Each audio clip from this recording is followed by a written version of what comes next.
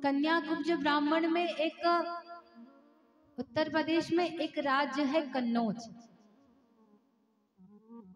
उस कन्नौज में एक ब्राह्मण परिवार रहता था। उनके घर में एक बेटे का जन्म हुआ जिसका नाम है अजामिल। अजामिल बहुत अच्छा था। इसके पिता ने इसको संविदा लेने के लिए भेजा। संविदा कहते हैं हवन कुंड की लकड़ी को। जब ये वन में लकड़ी लेने के लिए गया तो इसने क्या देखा कि वहां पर एक वेश्या एक युवक के साथ बैठी थी। उस वेश्या को देख करके इसका मन उस पर आ गया। अपनी पत्नी को अपने परिवार को तो छोड़ दिया और उस वेश्या के पास जाकर के रहने लगा। अब कमाई का कुछ साधन बचा नहीं तो डाकू बन गया और चोरी करने लगा। इतना बड़ा चोर बन गया कि नगर में इसका नाम चल गया। इससे कोई पंगा नहीं लेते। एक बार कुछ संत अयोध्या से वृंदावन के लिए जा रहे थे। बीच में ये कन्नौज पड़ा। तो रात्रि का समय था तो संतों ने सोचा कि आज की रात्रि तो इसी नगर में गुजारनी पड़ेगी। तो गांव के बाहर कुछ लोग खड़े थे। उनसे पूछा कि यहाँ कोई ऐसा भक्त रहता है जिसके घर हम रात्रि विश्राम कर सकें। तो उन्होंने कहा कि इस गांव में एक बहुत बड़ा भक्त रहता है जिसका नाम है अजामिल। महाराज उससे बड़ा कोई संत नहीं है। आप उसके घर जाइए, आपका ऐसा सत्कार होगा कि आज दिन तक किसने नहीं किया हो।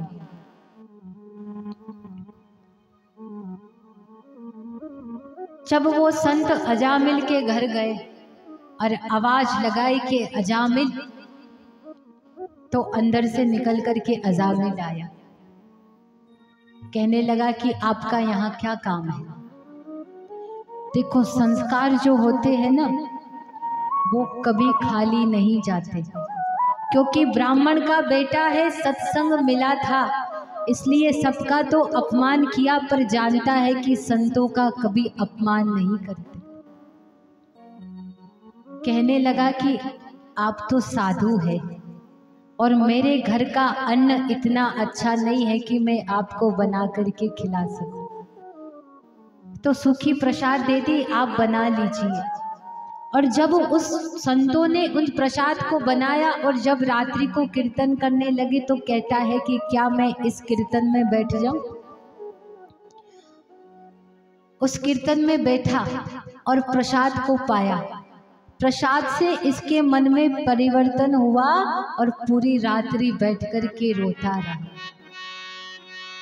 संतों से जब उपाय पूछा ना तो संत ने सोचा कि पूजा पाठ ये करेगा नहीं, इसको हम कितनी भी बता दे इससे होगी नहीं, और हमने इसके घर का अन्न खाया है इसलिए इसका उद्धार भी हमें करना पड़ेगा। तो कहा कि बेटा तेरे कितने पुत्र हैं। तो कहा कि 9 हो गए और 10वां आने वाला है। तो पूछा कि अच्छा बता तेरे बच्चों के नाम क्या क्या है। तो महाराज उल्टे सीधे गिनाने लगा। बच्चों के नाम भी तो यही होते, टिंकू पिंटू पता नहीं जो जो थे उन्होंने बता दिया। संत तो हंसते रहे। अंत में कहा कि देख तेरा जो ये बेटा आने वाला है ना, हमारी कृपा से ये बेटा ही होगा और तू इसका नाम हमारे कहने पर नारायण रख देना। अच्छा माता पिता के कितने ही पुत्र हो, जो सबसे छोटा बच्चा होता है ना, फिर चाहे वो बेटा हो बेटी हो, बड़ा लाडला होता है, सबसे ज्यादा जी उसी में रहता है। तो अब तो वो बात बात में बेटे को बुलाता, नारायण इधर आओ, नारायण खाना खा लो, नारायण पानी पी लो। इतना नारायण नारायण जपता कि जब 60 वर्ष की उम्र हुई और यम के दूत इसको लेने के लिए आए तो यम को देख करके डरा और आवाज लगाई, नारायण बचाओ, नारायण बचाओ। तो वो बच्चा तो खेलता रहा, वो नारायण तो नहीं आया, पर भगवान के पार्षद वहां प्रकट हुए। तो यम के दूत बोले कि ये बड़ा पापी है, आप यहाँ क्यों आए हो? तो भगवान के पार्षद बोले कि तुम इसको नहीं ले जा सकते, क्योंकि इसने भगवान के नाम को बहुत गाया है। तो वो यम के दूत कहने लगे, इसने भगवान के नाम को थोड़े ही गाया, इसने तो अपने बच्चे को बुलाया है। तो कहा कि भले ही इसने अपने बच्चे को बुलाया हो, पर ये नाम तो उसका है, उसको पुकारा है। देखो, भगवान बहरे नहीं है। आप सड़क पे जा रहे हो और पीछे से कोई आपको आपके नाम से पुकारे तो आप तुरंत पलट के देखते हो ना। तो जब आपका नाम कोई पुकारता है, आप पलट करके देख सकते हो। तो हमारे बाके बिहारी और राधा रानी भी बहरे नहीं है, वो भी पलट करके देखते हैं कि मुझे किसने पुकारा है। जब नारायण ने पुकारा तो अपने पार्षदों को भेजा कि उसको नरक में नहीं डालना, मेरे पास लेकर के आना। यम के दूतों को मना किया, यम के दूतों को तो भगा दिया और पार्षद तो चले गए। और आज अजामिल को ये पता चल गया कि जिस बेटे के नाम से मैंने बुलाया तो पार्षद आए, यदि सच में उसको बुलाया होता तो आज वही आ जाता। वन में जाकर के 20 वर्ष तक भगवान की साधना करी और भगवान के परम धाम को गया। तो भगवान के नाम को कैसे भी गाओ, चाहे क्रोध में गाओ, प्रेम से गाओ, खाते पीते उठते सोते, जैसे भी भगवान का नाम लोगे वो आपको भव से पार करा ही देगा। ये भगवान के नाम का सामर्थ्य है। सांकेत्यम परिहासम वा स्थोभम हेलनेव वा वैकुंठम ग्रहणाम नारायणम नाम विदु। भगवान का नाम हंसी में ले, मजाक में ले, पर वो भगवान तक पहुंचा ही देता है। अब आप बिजली को पकड़ लो तो वो ये थोड़ी देखेगी कि आपने बिजली को पकड़ा या बिजली ने आपको पकड़ा। अब कहीं आग लगी हो, या तो अपनी इच्छा से आग में कूद जाओ या कोई धक्का दे दे, जलना तो आपको ही है ना। तो वैसे ही चाहे जान कर के भगवान का नाम लेना, चाहे अनजाने में लेना, वो मुक्ति करा दे।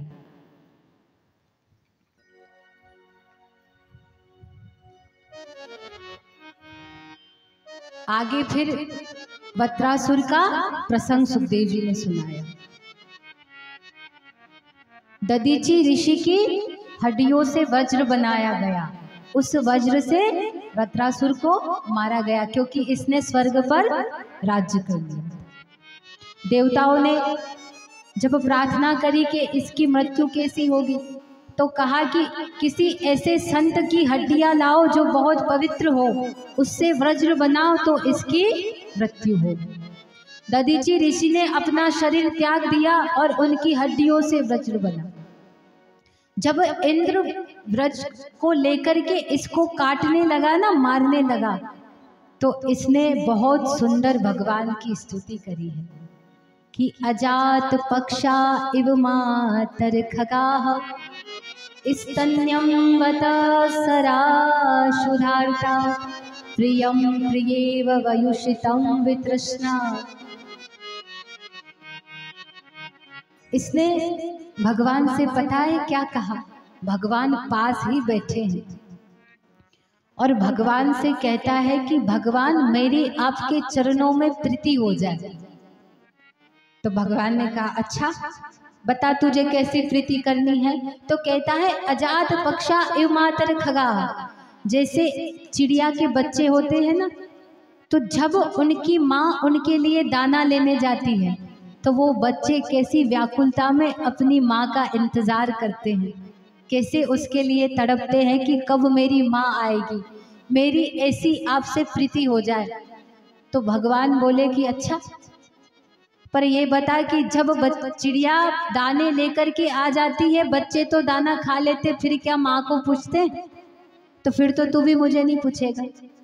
तो फिर कहा कि नहीं नहीं, जैसे गैया वन को जाती है और उसका बछड़ा जैसे माँ के इंतजार में माँ माँ करता रहता है, वैसे मैं आपका इंतजार करूं। तो भगवान बोले कि जब माँ गैया आ जाती है, बछड़ा दूध पी लेता है, तो फिर वो अपनी माँ की तरफ देखता भी नहीं, यह भी कांत भाव नहीं है। तब कितनी सुंदर बात कहता है, प्रियम प्रिवेव च, जैसे एक प्रेमी विदेश जाता है और उसकी प्रेमिका बैठ करके उसका इंतजार करती है, वैसे ही मैं आपका इंतजार करूं। भगवान उससे बहुत प्रसन्न हो गए, क्योंकि भगवान बिना तड़प के नहीं मिलते, उसके लिए तड़पना पड़ता है। भगवान ने कहा कि वृत्रासुर तुम मांगो, तुम्हें क्या चाहिए? तो ये कहता है कि नहीं नहीं भगवान, मुझे कुछ नहीं चाहिए, ना मुझे कुछ भी नहीं चाहिए। तो भगवान ने कहा कि कुछ तो मांग, क्या तुझे स्वर्ग चाहिए? तो कहा कि नहीं नहीं, मुझे स्वर्ग नहीं चाहिए। तो बता, क्या तुझे ब्रह्मा की पदवी दे दूं? तो कहा कि नहीं नहीं, मुझे ब्रह्मा की पदवी भी नहीं चाहिए। तो भगवान बोले कि अब तेरी नजर मेरी गद्दी पे तो ना है, क्या मेरी गद्दी तो नहीं चाहिए? तो कहता है नहीं नहीं, मुझे आपकी गद्दी भी नहीं चाहिए। तो बोले तुझे क्या चाहिए? तो कहता है दासानुदास।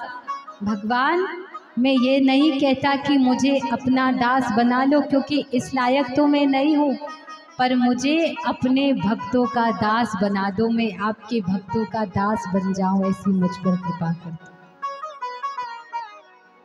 फिर आगे सुखदेव जी ने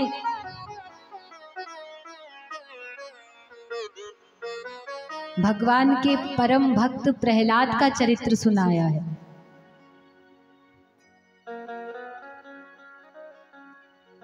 कल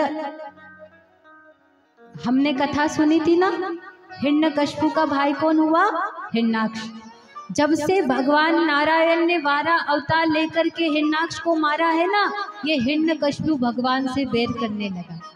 कहता है मेरे भगवान को मार दिया, मेरा इस नारायण से बड़ा कोई शत्रु नहीं है।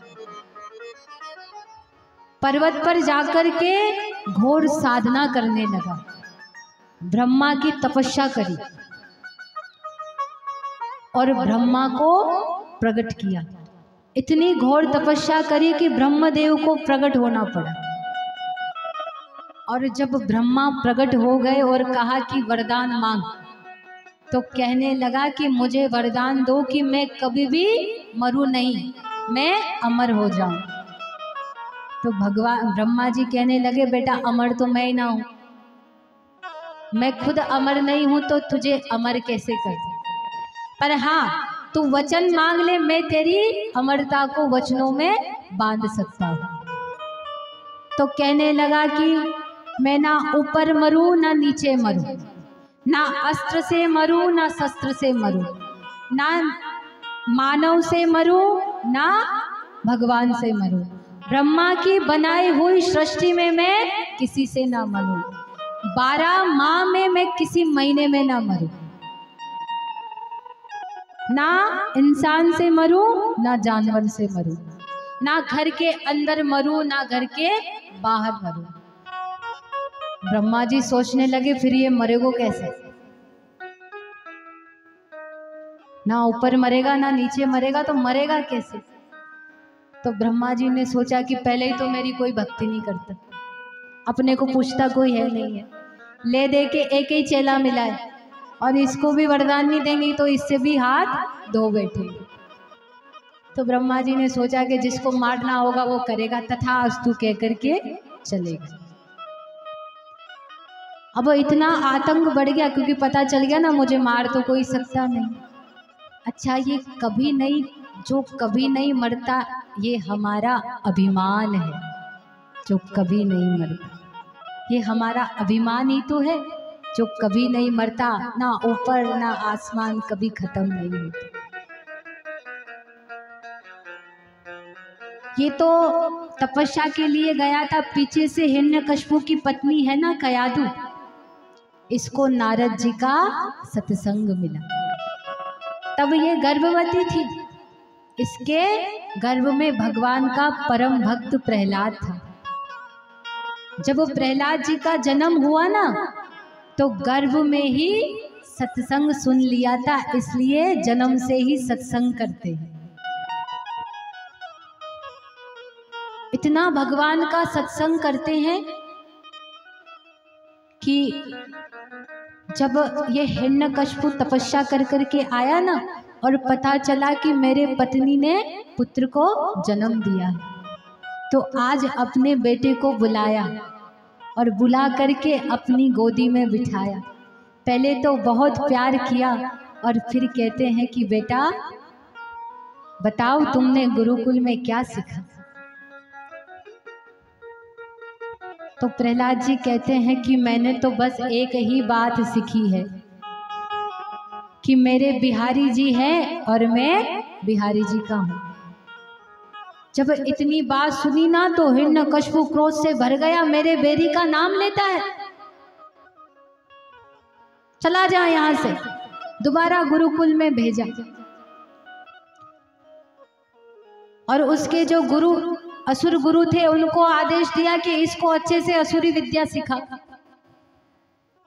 पर भगवान का भक्त कभी भटकता नहीं है, उन्हें इन चीजों से कोई फर्क नहीं पड़ता।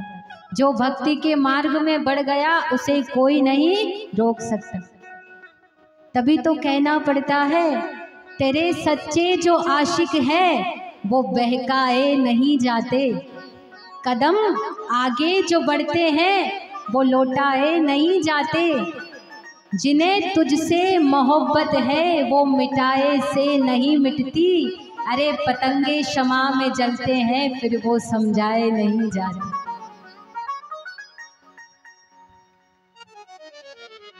जब दोबारा कीर्तन बुलाया ना तो दोबारा भी प्रहलाद जी वही बात कहते हैं, मैं तो भगवान का हूँ, भगवान मेरे। हिरण्यकशिपु कहता है क्या भगवान भगवान लगा रखा है, बता कहाँ है तेरा नारायण, बता तेरा विष्णु कहाँ है। तो प्रहलाद जी बोले कि अगर कृष्ण कहते तो कह देता वृंदावन, राम कहते तो मैं कह देता अयोध्या, अरे तुमने तो विष्णु कहा है। हरि व्यापक सर्वर्त समाना, प्रेम ते प्रगट होए में जाना। हरि तो कण कण में बैठा है। बोले अच्छा,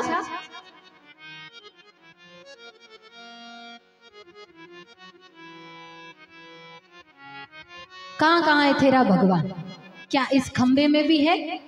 बोले हाँ है ना, भगवान तो सब जगह है। तो में मोह में खड़ग खंभ में व्यापक है जगदीश, मुझ में भी है, आप में भी है और इस खंबे में भी है। वास्तविकता में देखो तो भगवान हमसे दूर नहीं है। खुदाए कायनात का जलवा भी चाहिए, इन आँखों को इस जहां का तमाशा भी चाहिए। अरे जलवा तो आज भी मौजूद है उसका, मगर कोई मीरा की तरह देखने वाला चाहिए। वो तो आज भी है, बस हमारी नजर उसको देखने के लिए हो जाए। मेरे बांके बिहारी सवरिया, तेरा जलवा कहाँ पर नहीं है। बिहारी सवरिया, तेरा जलवा कहाँ पर नहीं है। तेरा जलवा कहाँ पर नहीं है, तेरा जलवा कहाँ पर नहीं है। तेरा जलवा कहाँ पर नहीं है, तेरा जलवा कहाँ पर नहीं है। मेरे बांके बिहारी सवरिया, मेरे रसिक बिहारी सवरिया, तेरा जलवा कहाँ पर नहीं है। मेरे बांके बिहारी सवरिया, तेरा जलवा कहाँ पर नहीं है।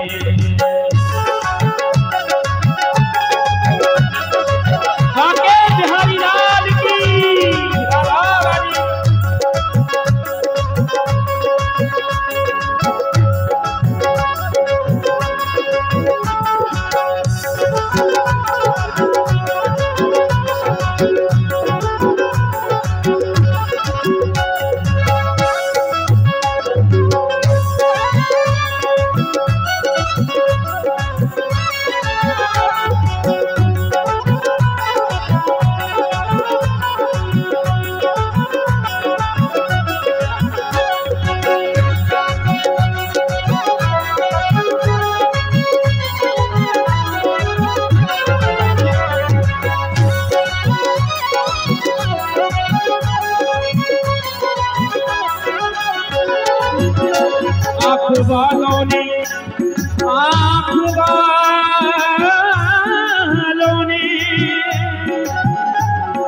वालों ने तुमको है देखा, गाने वालों ने तुमको सुना है।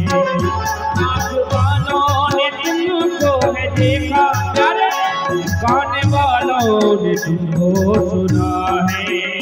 तेरा दर्शन उसी को हुआ है, तेरा दर्शन उसी को हुआ है, जिसकी आंखों पे पर्दा नहीं है। तेरा दर्शन उसी को हुआ है, जिसकी आंखों में पर्दा नहीं है। मेरे माँ की बीमारी सबरिया, तेरा जलवा कहाँ पर नहीं है।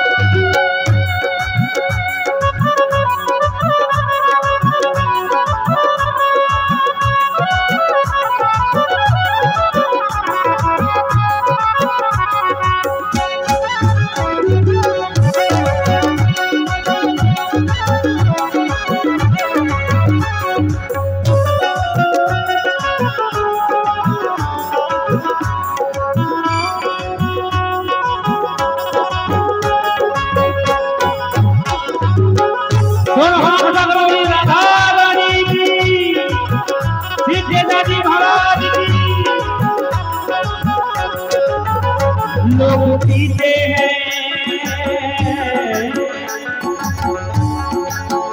लोग पीते हैं पी करके गिरते, मैं तो पीता हूँ गिरता नहीं हूँ। लोग पीते हैं पी करके गिरते, मैं तो पीता हूँ गिरता नहीं हूँ। तो पीते हैं सत्संग का प्याला, तो पीते हैं सत्संग का प्याला, कोई अंगूरी मदरा नहीं है। पीते हैं सत्संग का प्याला, कोई अंगूरी मदरा नहीं है। सांवरी सलोने कन्हैया, तेरा जलवा कहाँ पर नहीं है। सलोने सतरिया, तेरा जलवा कहाँ पर नहीं है।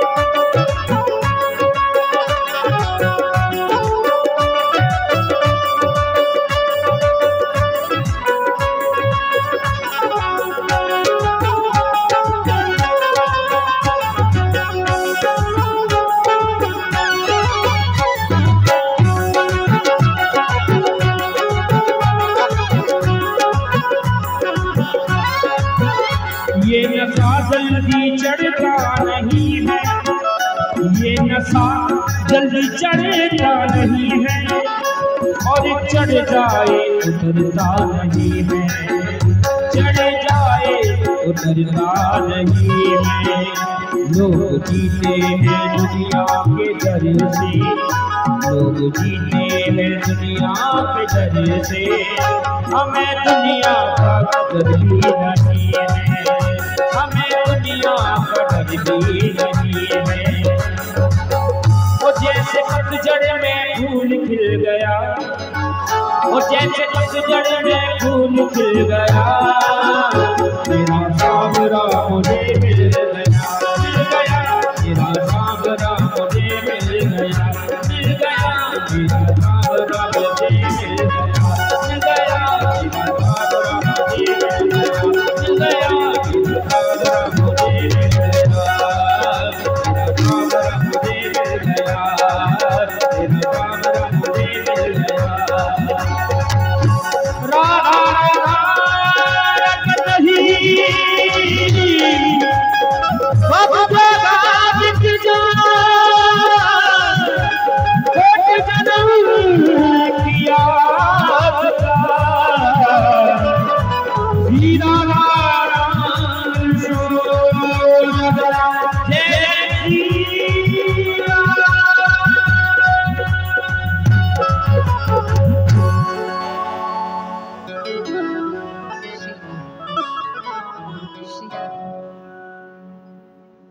जैसे ही कहा कि बता क्या इस खंबे में तेरा भगवान है, उस खंबे को जब अपनी मुष्टिका से उसने प्रहार किया तो उसमें से नरसिंह भगवान प्रकट हो गए। बोलो नरसिंह भगवान की।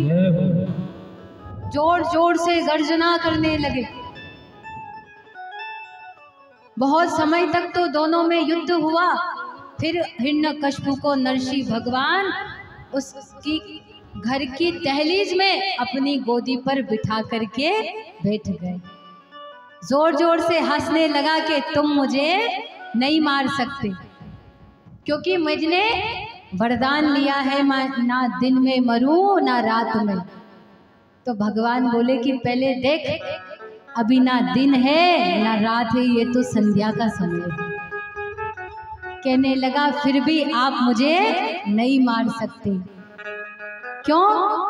क्योंकि मैंने वरदान लिया है ना घर के अंदर मरूं ना बाहर मरूं। तो भगवान बोले कि बेटा पहले देख तो ले तू कहाँ है, ना अंदर है ना बाहर है, बीच में है। कहता है फिर भी नहीं मार पाओगे। क्यों? क्योंकि ना ऊपर मरूं ना नीचे मरूं। तो भगवान बोले बेटा ना ऊपर है ना नीचे, मेरी गोद में है। बोले फिर भी नहीं मार सकते। बोले अच्छा, क्योंकि मैंने वरदान लिया है ब्रह्मा की बनाई सृष्टि में किसी से ना मरूं। तो भगवान बोले कि तूने सही तो लिया है, मैंने ब्रह्मा को बनाया है, ब्रह्मा ने मुझे नहीं बनाया। बोले फिर भी नहीं मार सकते, क्योंकि मैं ना इंसान से मरूं ना जानवर से। तो भगवान कहने लगे जरा हमारे स्वरूप को देख तो ले। भगवान का पूरा शरीर तो इंसान का है और मुख शेर का है। कहने लगा नहीं नहीं, अभी भी आप मुझे नहीं मार सकते। बोले अच्छा, अब क्या? बोले मैं 12 मास में किसी महीने में ना मरूं। तो भगवान कहने लगे ये जो 13वां महीना है ना, अधिक मास, ये स्पेशल तेरे लिए ही बनाया है।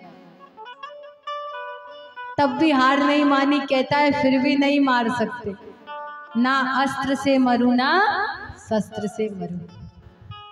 तो भगवान कहने लगे मुझे ना अस्त्र की जरूरत है ना शस्त्र की, ये जो मेरे नाखून है ना, मैं तुझे इन्हीं से फाड़ दूंगा। अपनी जंगा पर बिठाया और अपने नाखूनों से उसके शरीर को फाड़ करके उसका वध कर दिया। बोलो नरसिंह भगवान की। जब क्रोध से गर्जना करने लगे, भगवान के क्रोध को कोई शांत नहीं कर पाया।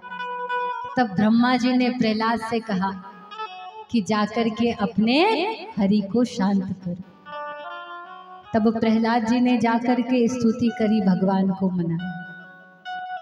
भगवान कहने लगे कि प्रहलाद तू मेरा बहुत प्रिय भक्त है, तेरे जीवन में कितने संकट आए पर तूने मेरी भक्ति नहीं छोड़ी। तुझे कुछ चाहिए प्रहलाद? बोले जो आपकी गोद में बैठ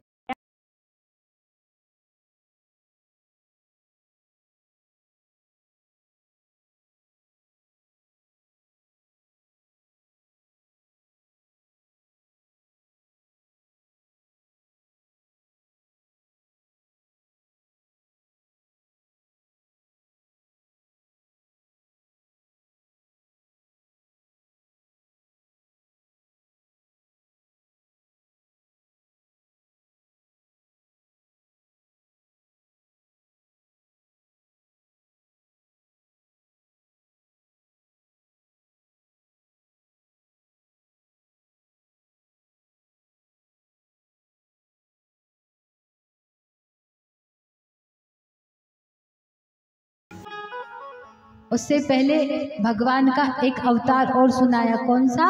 हरि अवतार। ग्रज और ग्राह की कथा सुनाई। किसी जंगल में एक हाथी रहता था, उसका बहुत बड़ा परिवार था। वो हाथी सरोवर में पानी पीने गया तो ग्राह ने उस गज का पांव पकड़ लिया। जब वो पांव पकड़ लिया तो चिल्लाने लगा बचाओ बचाओ। तो पता है जो परिवार जिसकी इतनी रानियां बच्चे थे ना, वो सब दूर चले गए कि इसका तो पकड़ा पकड़ा कहीं हमारा ना पकड़ ले। यही तो हमारे संबंध होते हैं, विपत्ति में कोई साथ नहीं देता और विपत्ति आने पर उनका काम निकाल लेंगे और हमें फंसा देंगे। देखो, दो कोई मित्र थे तो दोनों एक पुलिया पर घूमने गए। बरसात का समय था, पुलिया पर बहुत सारा पानी भरा हुआ था, बाढ़ का समय था। तो वहां पर एक बोर्ड लगा हुआ था कि डूबने वाले को बचाने पर 50,000 रुपये इनाम। तो उस पहले दोस्त ने दूसरे से कहा कि देख, ऐसा करते हैं कि तू डूब और मैं तुझे बचाऊंगा, तू डूबने की नाटक करना और मैं तुझे बचाऊंगा, और जो 50,000 आएंगे अपन दोनों आधे आधे कर लेंगे। तो उसने कहा कि नहीं नहीं, कहीं तूने बचाया नहीं तो मुझे तो तैरना ही नहीं आता। तो वो बोला कि फिर तो बिल्कुल अच्छा है, फिर तो एक्टिंग प्योर लगेगी बिल्कुल, कि अगर समय पे आए नहीं तो बोले तुझे विश्वास नहीं है, मैं बचा लूंगा ना। तो उसके कहने पर वो पानी में कूद गया। अब तो वो डूबने लगा, जोर जोर से चिल्लाए कि मुझे बचा बचा बचा। अब वो बचाए नहीं, खड़ा खड़ा देखे। अब वो कहे कि तेरे कहने पर मैं कूद गया, अब मुझे बचाता क्यों नहीं। तो पता है वो पहला दोस्त क्या बोला कि तूने तो एक ही बोर्ड पढ़ा, दूसरा बोर्ड तो पढ़ा ही नहीं। दूसरे पर लिखा है कि लाश निकालने वाले को 1 लाख रुपए इनाम। तो अपन काहे को आधा आधा करे, तू डूब, जब वो पूरा ही मर जाएगा तब निकाल करके 1 लाख रुपए कमाऊंगा। तो जब विपत्ति आएगी ना तो सबसे पहले किनारा अपने करेंगे। अरे पराए तो पराए थे, परायों से गिला क्या, और अपने तो अपने थे, अपनों से हमें मिला क्या। दुख अपने ही देते हैं, पराए नहीं देते। जब सब किनारा कर करके भाग गए ना तो अंत में भगवान को बुलाया है। इसको ग्राह ने कोई 1-2 वर्ष के लिए नहीं, 1000 वर्ष तक इन दोनों में युद्ध चला। जब तिल के बराबर सुंड ऊपर रह गई, पूरा डूब गया।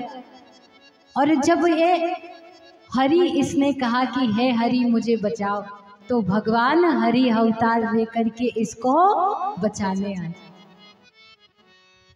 आकर के सबसे पहले ग्राह को सुदर्शन चक्र लगाया, ग्राह को मारा और गज को बचाया। पहले मुक्ति ग्राह को दी, क्योंकि कहा कि गज तो मेरा भक्त है, इसने तो मेरे पांव पकड़े हैं, पर इस ग्राह ने तो मेरे भक्त के पांव पकड़ लिए और मेरा भक्त मुझसे भी प्रिय है, इसलिए पहले मुक्ति भगवान ने अपने भक्त के, जिसने चरण पकड़े, उस ग्राह को दी। आगे अष्टम स्कंद में समुद्र मंथन की कथा सुनाई। देवताओं और दैत्यों ने दोनों ने मंदराचल पर्वत पर समुद्र मंथन किया। अब वो पर्वत बार बार हिले तो उसके नीचे भगवान का एक और अवतार हुआ। बोलो कच्छप भगवान की। फिर जब समुद्र का मंथन हुआ तो सबसे पहले क्या निकला? हलाहल विष। अब विष को कौन पिए? जब किसी ने नहीं पिया ना तो सबने शंकर भगवान की तरफ देखा कि ये पिए। और याद रखना, जो स्वार्थ से जिए वो देवता हो सकता है, पर वो जो परमात्मा से जिए वो महादेव होता है। महादेव ने उस विष को पिया, क्योंकि जो अमृत पीता है उसे देव कहते हैं और जो विष पीता है उसे महादेव कहते हैं। पर पता है, ये बात कह रहे थे ना तो इतने में एक आदमी आया और वो कहने लगा कि इसमें एक लाइन और जोड़ दो कि जो अमृत पीता है उसे देव कहते हैं, जो विष पीता है उसे महादेव कहते हैं, मगर जो विष पी कर के भी अमृत जैसा मुंह बनाए फिरता है उसे पतिदेव कहते हैं। बनाना पड़ता है वरना मुंह टूट भी सकता है, संभावना है। पत्नी जी कैसा ही खाना बना दे पर कहना पड़ता है कि इससे अच्छा पहले खाया ही नहीं, वरना दूसरे दिन से वो भी बंद। अनेक रत्न उस समुद्र मंथन में से निकले। कामधेनु गाय निकली जो ऋषियों को दान दे दी। उचेश्रवा घोड़ा निकला जो राजा बलि ने लिया।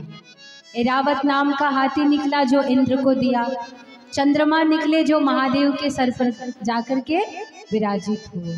मणियां निकली, अप्सराएं निकली, मदिरा निकला। ये दारुणी कौन है? ये लक्ष्मी की छोटी बहन है। जहाँ मदिरा रहता है वहाँ लक्ष्मी का कोई काम नहीं, और जहाँ लक्ष्मी रहती है वहाँ उनकी छोटी बहन वारुणी का कोई काम नहीं। अष्टम स्कंद के अष्टम अध्याय के अष्टम श्लोक में समुद्र मंथन में 8वीं वस्तु के रूप में स्वयं लक्ष्मी जी प्रकट हुई। लक्ष्मी जी ने जाकर के नारायण के गले में माला डाली। लक्ष्मी जी नारायण को मिली।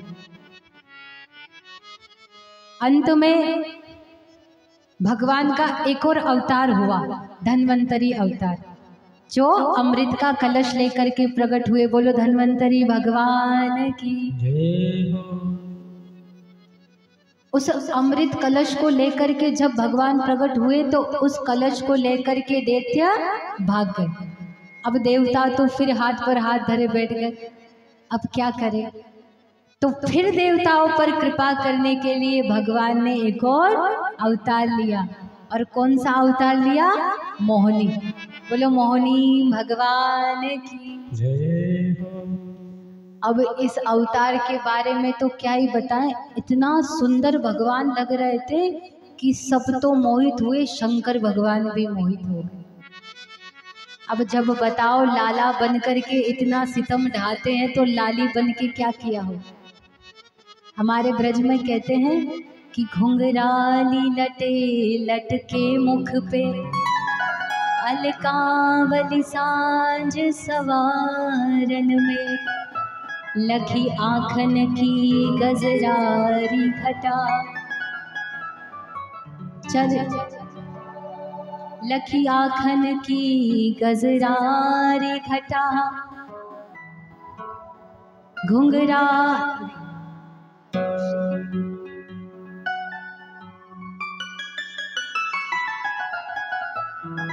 नंदलाल लली बन के निकले तो छुलिया चल जाए बाजार में।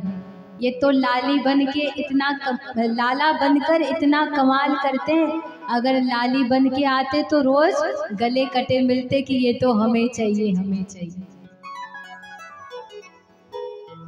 भगवान ने दैत्यों से कहा कि ये जो कलश है ना इतने वर्षों तक इस पानी में था, तो ये तो ऊपर ऊपर तो पानी जम गया है, तुम कहो तो मैं इसको इन देवताओं में बांट दूं और जो अमृत बचेगा वो मैं तुम्हें पिला दूं। दैत्य भी भगवान के ऊपर इतना मोहित हो गए कि भगवान की बातों में आ गए। पर उनमें जो एक असुर था ना स्वरभानु, वो समझ गया कि ये देवताओं की कोई ना कोई नई चाल है। वेश बदल करके देवताओं में जा करके बैठ गए। जब भगवान सबको अमृत पान कराने लगे तो ये भी उस लाइन में बैठा ना, तो सूर्य और चंद्रमा ने इसको पहचान लिया। क्योंकि इसने क्या गलती करी, ये सूर्य और चंद्रमा के बीच में आकर के बैठ गए। और जैसे ही अमृत इसके हाथ पर रखा तो इसने ना ऐसे करके पिया। असुरों का खाना तो अलग ही होता है। तो सूर्य और चंद्रमा बोले अरे भगवान ये असुर है, छल हुआ छल हुआ। इतने में जब भगवान ने सुदर्शन निकाल करके चलाया ना, क्योंकि अमृत की बूंद मुख में जा चुकी थी तो इसके दो भाग हो गए, राहु और केतु, सर और धड़ अलग हो गए, पर ये मरा नहीं। तब से जो ये शवर भानु है ना, राहु और केतु, ये सूर्य और चंद्रमा से बैर करते हैं। ये सूर्य और चंद्र ग्रहण होता है ना, ये इसी की शत्रुता के कारण होता है, ये बैर करते हैं। 12 वर्षों तक देवासुर संग्राम चला। राजा बलि ने पुनः स्वर्ग को छीन लिया। तो देवताओं की जो माँ है ना अदिति, देखो कश्यप ऋषि की 2 पत्नियां हैं। जो दिति है उससे कौन हुए? दैत्य। और अदिति जो है उसके पुत्र हुए देव। और जो धनु नाम की पत्नी हुई उससे दानव हुए। तो आज अदिति जी अपने घर की दहलीज पर बैठी है और कश्यप ऋषि से कह रही है कि मेरे पुत्र तो मारे मारे फिर रहे हैं, बलि ने स्वर्ग को छीन लिया, कोई उपाय बताओ ना कि मेरे बच्चों को राजलक्ष्मी पुनः मिल जाए। तब कश्यप ऋषि ने अदिति जी को प्रयोव्रत बताया और कहा कि इस व्रत के प्रभाव से भगवान स्वयं तुम्हारे घर पुत्र बनकर के आएंगे।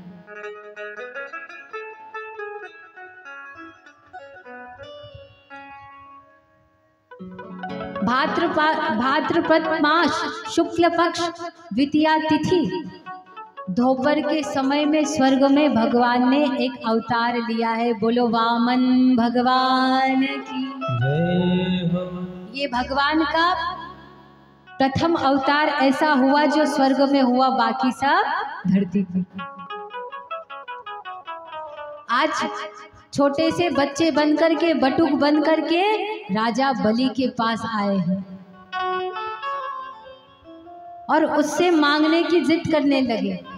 देखो ये राजा बलि जो था ना, ये ब्राह्मणों के प्रति इसके मन में बहुत सम्मान था। ये ब्राह्मणों का बहुत सम्मान करता था, बड़ा ब्राह्मणों के प्रति बड़ा इसके हृदय में प्रेम था। तो यज्ञ कर रहा था और देखा कि आज मेरे द्वार पर कोई ब्राह्मण मांगने आया है। तो यज्ञ छोड़ करके आया और आकर के वामन भगवान के चरणों में प्रणाम करने लगा और कहने लगा कि भगवान आप कुछ मांगो, हे विप्रदेव आप कुछ मांगो।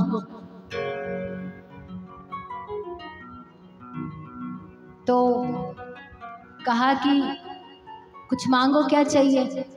तो कहने लगे कि हमें तो 3 पग भूमि चाहिए। तो राजा बलि कह रहे कि कैसा ब्राह्मण है, इसको मांगना भी नहीं आता।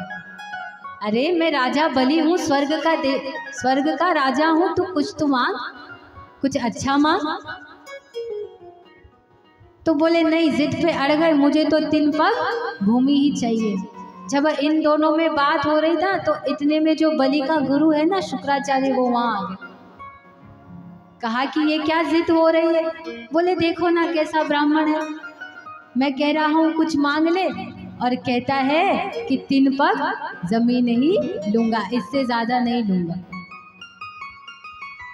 एक ब्राह्मण बेटा है, तो शुक्राचार्य ने आंख बंद करके देखा तो समझ गए कि ये किसी के बेटा नहीं है, तो सबके बाप है। कहने लगे कि यदि चेला लुटा तो समझो गुरु भी लुट ही गया। कहते हैं कि इसको कुछ नहीं देना, जिसको तू बेटा समझ रहा है ये सबके बाप है, और जितना इन्होंने लूटा उतना किसी ने किसी को नहीं लूटा। इसके चक्कर में पड़ना मत, वरना कहीं का नहीं रहेगा।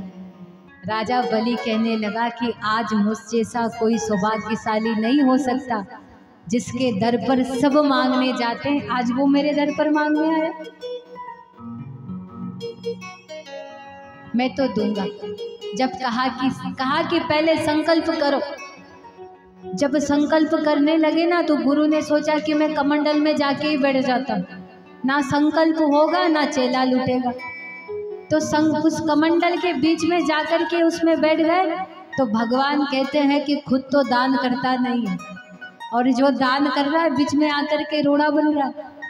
तो अपने आसन में से एक कुशा निकाली और उस कमंडल में डाली, तो शुक्राचार्य जी की एक आँख पधार गई। इसलिए कोई दान करे तो करने देना, बीच में उंगली करोगे तो अंधे हो जाओगे, एक आँख चली जाएगी।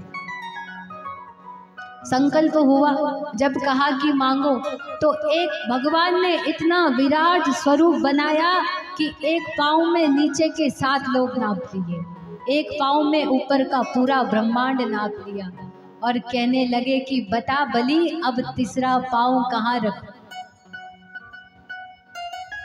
बलि कहने लगा कि भगवान आपका ये पाँव नीचे की तरफ गया, आपने एक पाँव में पूरा लोग नाप लिया, तो एक पग भूमि में सब नाप लिया, नीचे का लोग मैंने देखा। दूसरी पग भूमि में आपने ऊपर का लोग नापा, वो भी मुझे देखा। उसमें आपने इस ब्रह्मांड को नापा, उस ब्रह्मांड में इस पृथ्वी को नापा, उस पृथ्वी में मेरे राज्य को भी मैंने देखा और उस राज्य में मैंने आपको भी देखा, पर मैंने सबको देखा पर मैंने अपने आप को तो नहीं देखा। इसका मतलब आपने सबको तो नाप लिया पर अभी तक मुझको नहीं नापा। तो तीसरा पाँव आप मेरे सिर पर रख दीजिए और मुझे भी तीसरे पग में ले लीजिए। अभी तक तो इस मालिक की भूमि को लिया, मालिक को तो खरीदा ही नहीं, अभी मैं तो बचा हूँ। भगवान बलि के भाव से बहुत प्रसन्न हो गए और कहने लगे कि बलि मैं तो तुझे लूटने आया था पर तेरे भाव ने तो मुझको ही लूट लिया। राजलक्ष्मी लेकर के पुनः देवताओं को लौटाई। फिर यहाँ से नवम स्कंद में इक्ष्वाकु वंश की कथा का श्रवण कराया।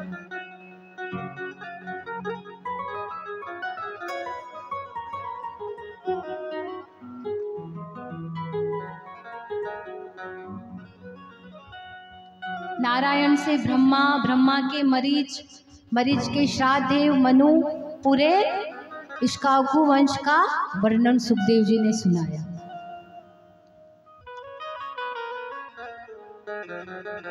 इक्ष्वाकु वंश में बड़े प्रतापी राजा हुए। राजा हरिश्चंद्र रोहित भी इसी वंश में हुए।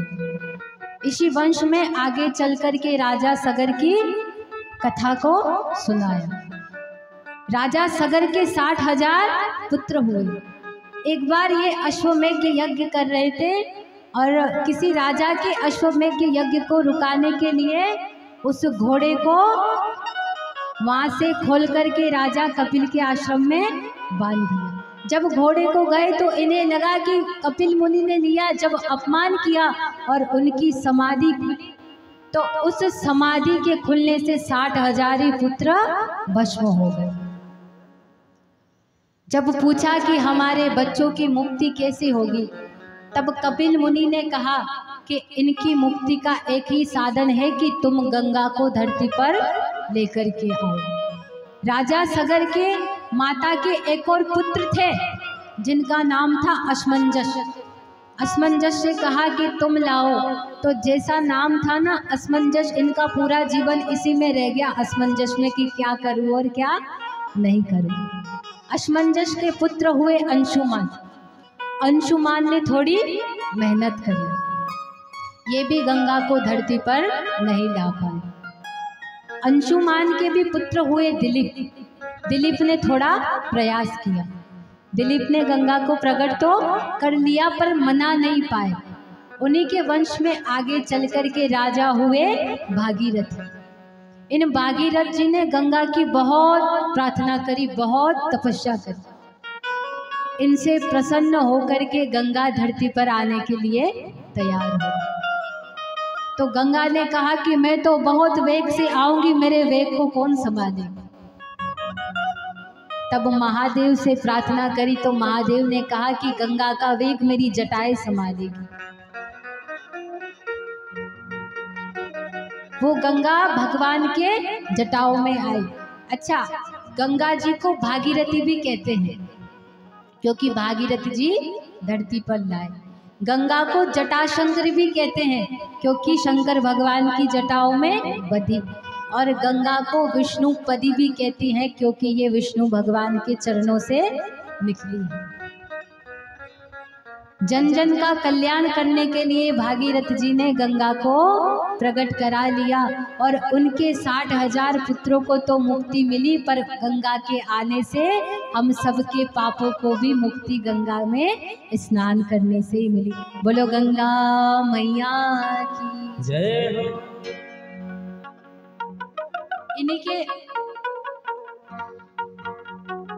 इन्हीं वंश में फिर आगे राजा हुए खटवांग, खटवांग के हुए रघु, इसीलिए इस वंश का नाम रघुवंश पड़ा। रघु के हुए दीर्घबाहु, दीर्घबाहु के हुए अज, अज के हुए दशरथ, और दशरथ के घर जो 4 पुत्र हुए उनको हम सब जानते हैं, राम, भरत, लक्ष्मण और शत्रुघ्न। बोलो चारों भैयाओं की जय हो। चैत्र मास शुक्ल पक्ष नवमी तिथि मंगलवार दिन में ठीक 12 बजे अभिजीत मुहूर्त में चारों का प्रागट्य हुआ।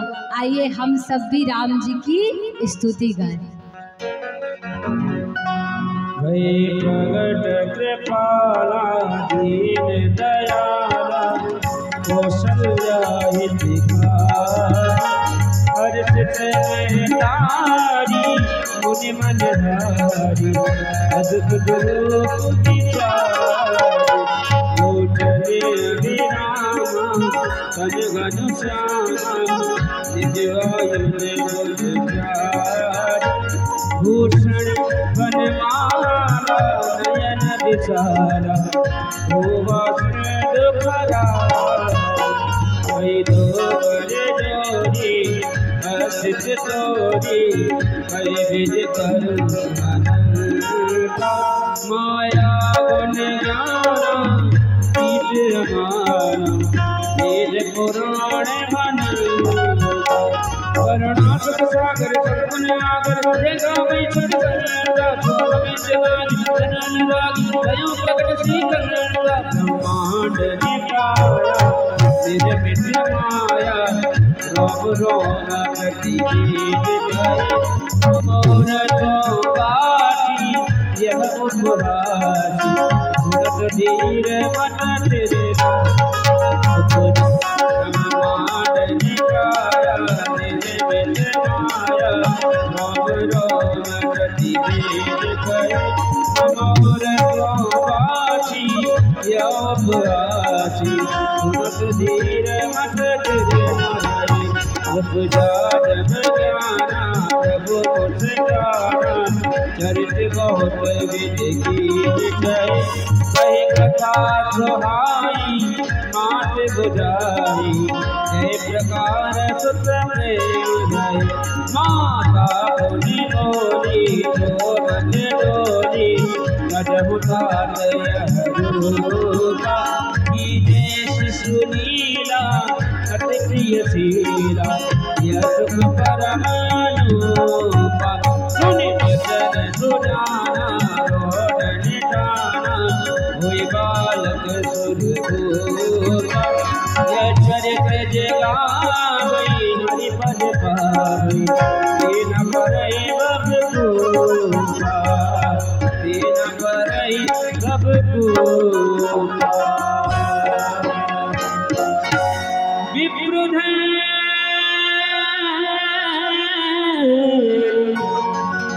सुर संत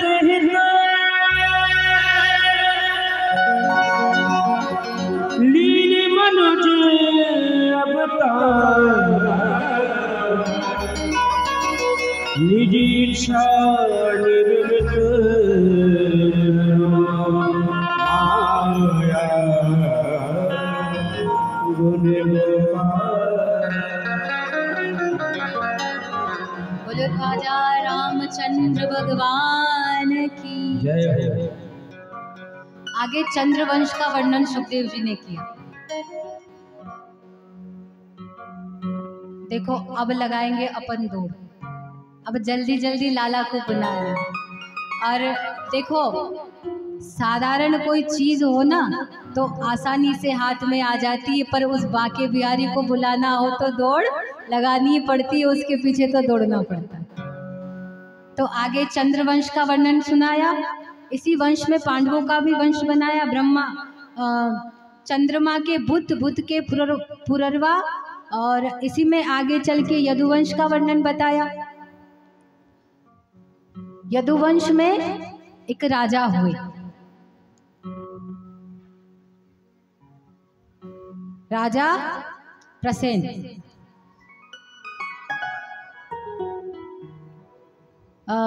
हरे कृष्ण। उग्रसेन जी का इसमें प्रसेन जी के पुत्र हुए वसुदेव जी, और मथुरा के राजा हुए उग्रसेन। उग्रसेन का बेटा हुआ कंस, और कंस की जो बहन है देवकी, ये देवकी जी जो है ना, ये कंस की सगी बहन नहीं है, ये उनके चाचा देवक की बेटी है देवकी। देवकी जी का विवाह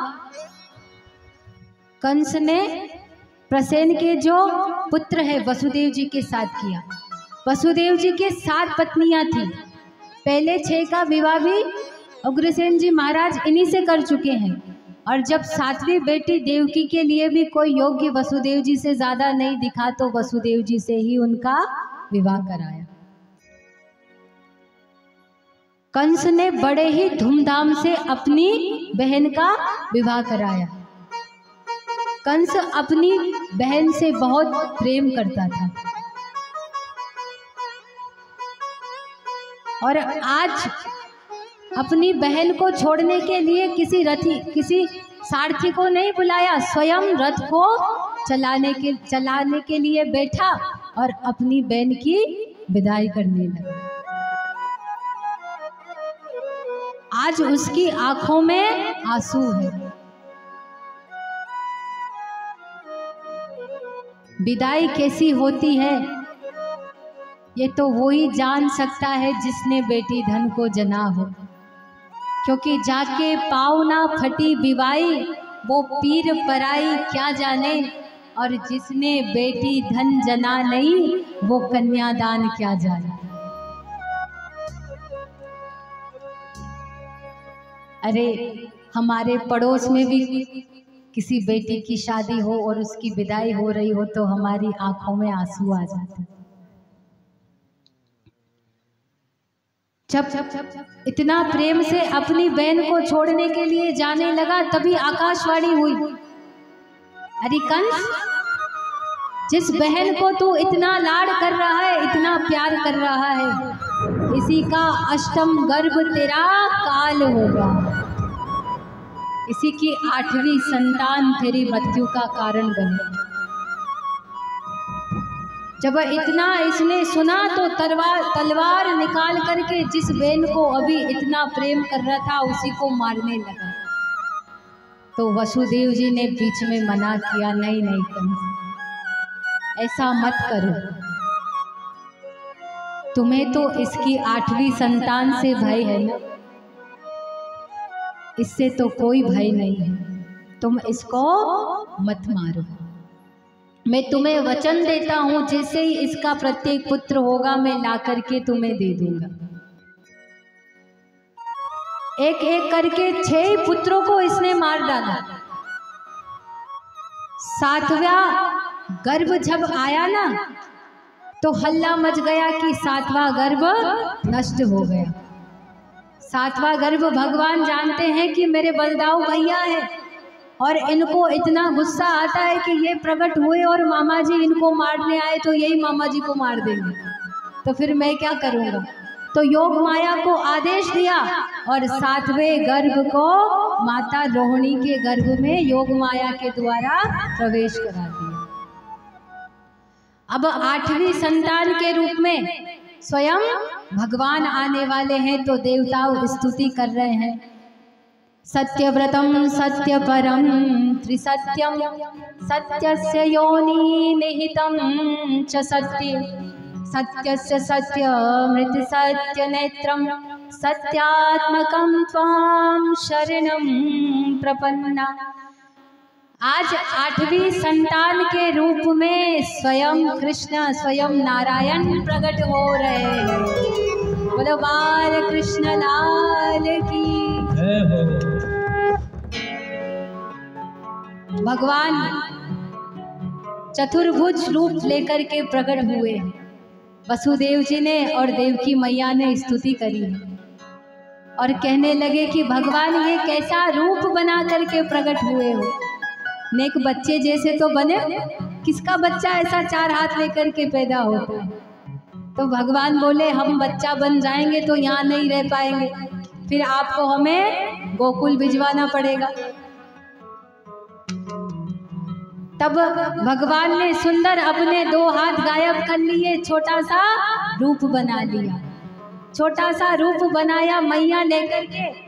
जब भगवान को दुग्ध पान कराने लगी तो वसुदेव जी ने रोक लिया कि जब तक हम 10 लाख गायों का दान नहीं करेंगे तब तक लाला को गोद में नहीं उठाएंगे।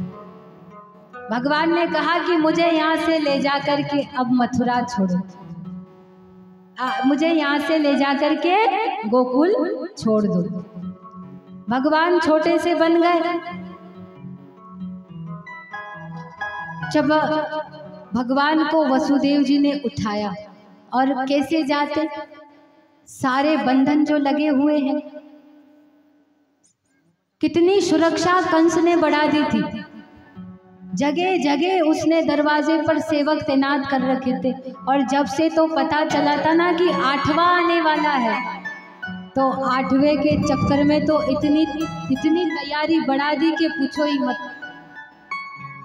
पर जैसे ही भगवान को वसुदेव जी ने अपने सिर पर उठाया तो सारे बंधन छूट गए। क्योंकि याद रखना, हमारे बंधन तब तक है जब तक हम भगवान से दूर है। जिस दिन वो आकर के बैठ जाएगा उस दिन सारे बंधन छूट जाएंगे।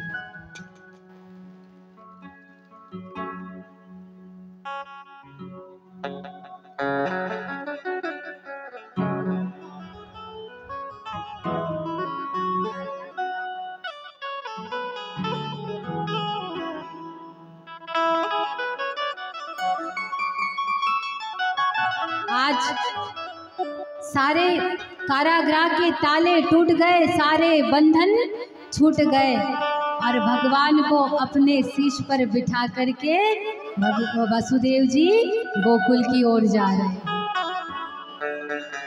जब गोकुल की ओर जाने लगे तो बीच में यमुना जी पड़ी। तो देखो, मामा जी ने तो कोई तैयारी करी नहीं थी, पर भगवान कहते अपने को किसी की तैयारी की जरूरत भी नहीं है। मंद मंद बरसात होने लगी। जितने भी यज्ञ थे, जिनमें भी अग्नियां बंद पड़ी थी, स्वतः अग्नि प्रकट हो गई। मंद मंद सुमिर चलने लगी, मानो प्रकृति भगवान का स्वागत कर रही है। बीच में जब जाने लगे तो यमुना जी भी उफान पे आ गई, क्योंकि भगवान की पटरानी है ना। यमुना जी भी कहने लगी तो हम तो चरणों का दर्शन करके ही रहेंगे। अब तो यमुना जी इतनी ऊपर आने लगी कि भगवान के चरणों तक आने लगी। जैसे ही भगवान के चरणों का स्पर्श यमुना जी को हुआ तो यमुना जी ने भी मार्ग प्रशस्त कर दिया। देखो, वसुदेव जी अब भगवान को गोकुल की ओर लेकर के चल रहे हैं। आइए सब भगवान का स्वागत करेंगे। स्वागतम कृष्ण, स्वागतम कृष्ण, स्वागतम कृष्ण, स्वागतम कृष्ण, स्वागतम सुस्वागतम शरणागतम कृष्ण, स्वागतम सुस्वागतम शरणागतम कृष्ण, स्वागतम कृष्ण,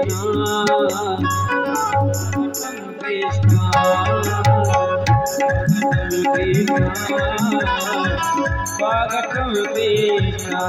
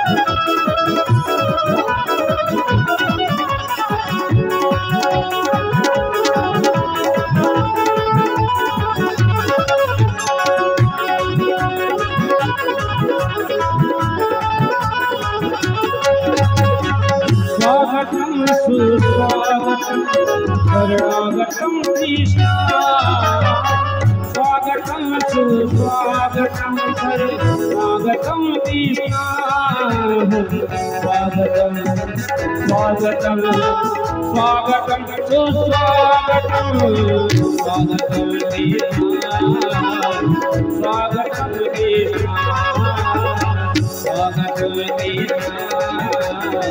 स्वागतम कृष्ण।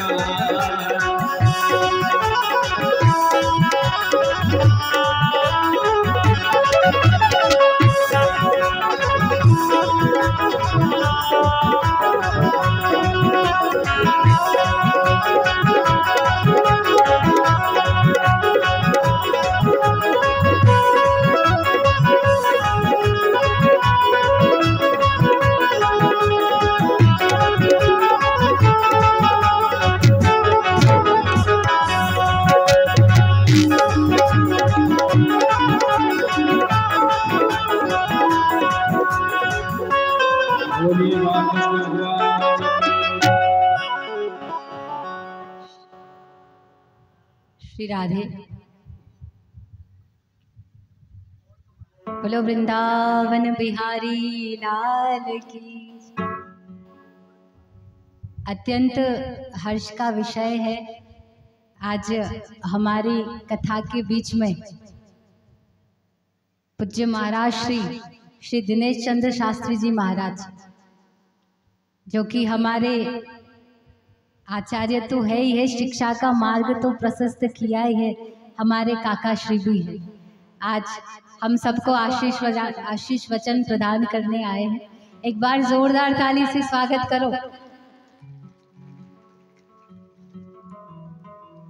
हमारी प्रेरणा हमें इस मार्ग की ओर लाने वाले हमारे पूज्य काका श्री।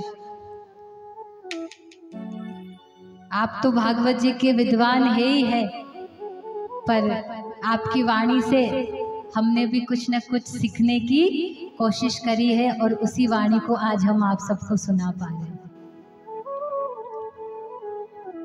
आइए हम सबके बीच में भगवान की झांकी आ गई है। पहले थोड़ा भगवान का स्वागत कर ले, उसके बाद थोड़ी सी कथा और महाराज जी का आशीष वचन और फिर बधाइयाँ लुटाई जाएगी। ये जितने भी लोग मंदिर में बैठे हैं, मैं आपसे प्रार्थना करूंगी कि आप सब भी आगे आ जाए, हमारी बधाइयाँ वहां तक नहीं आ पाएगी, इसलिए सब आज आगे आकर के विराज जाए।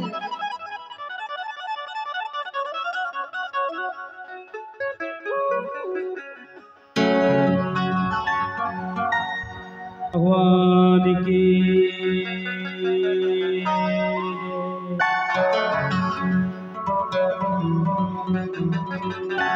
सौ सवार बधाई लोगों, लाखों बार बधाई। नंद जी के अंगना में बज रही आज बधाई। नंद जी के अंगना में बज रही आज बधाई। नंद जी के अंगना में बज रही आज बधाई।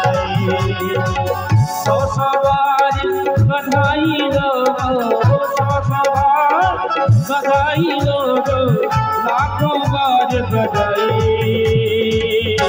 नंद जी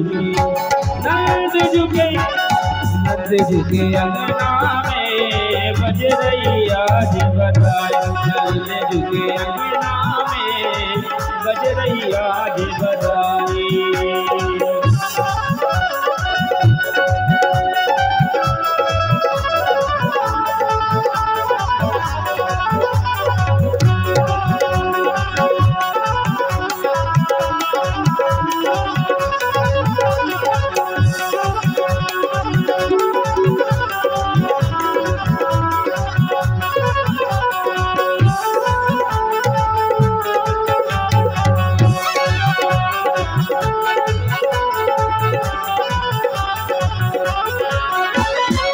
चमत्कार सा हो गया लोगो, हो गई बात बिगाड़ी।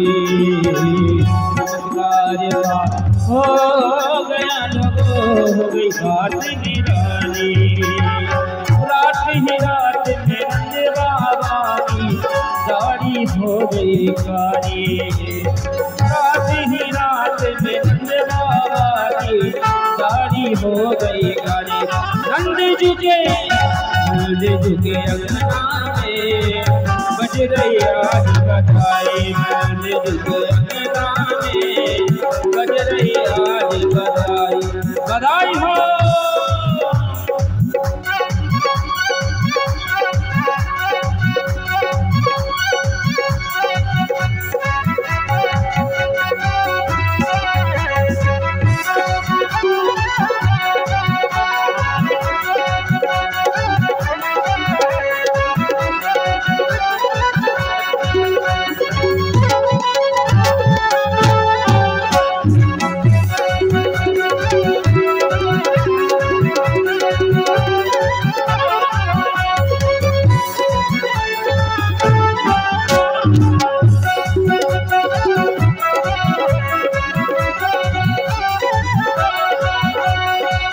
ना जाने किसे ऋषि मुनि ने आवाज लपेटा।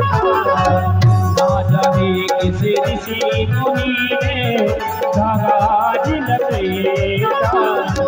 नंद भवन अनहोनी हो गई बेटी हो गया बेटा।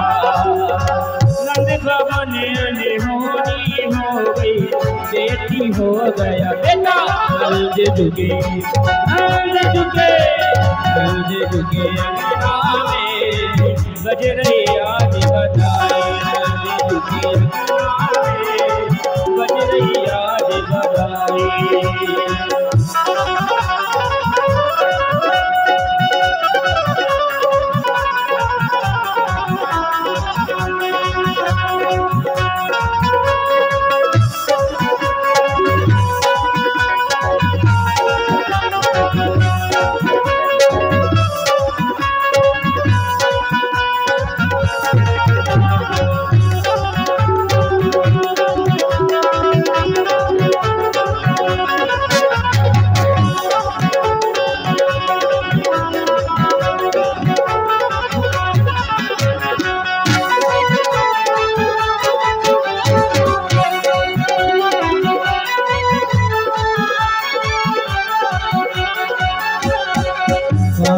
कानों में बात चली है सोच रहा ब्रजवाला। कानों में बात चली है सोच रहा ब्रजवाला। नंद जी गोरे यशोदा गोरी लाल।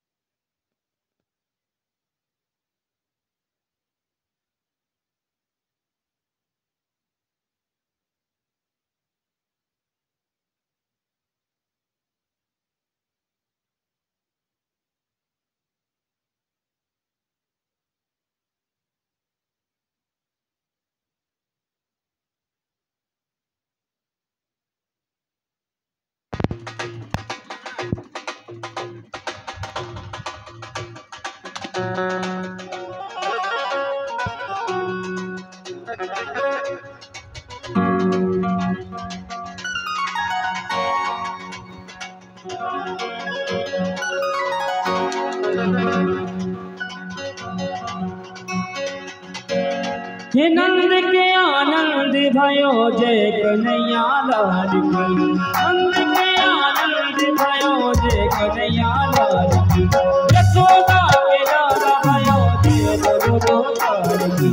यशोदा के लाला भयो जय गोपाल की।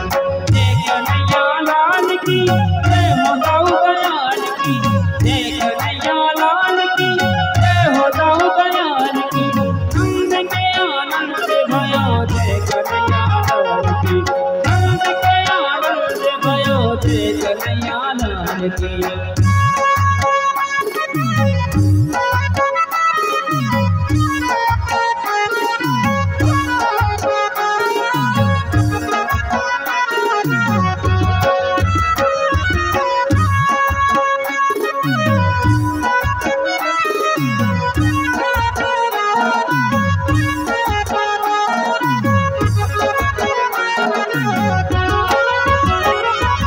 कौन को दिए हाथी घोड़ा, कौन को दिए पालकी, कौन को दिए हाथी घोड़ा, कौन को दिए पालकी।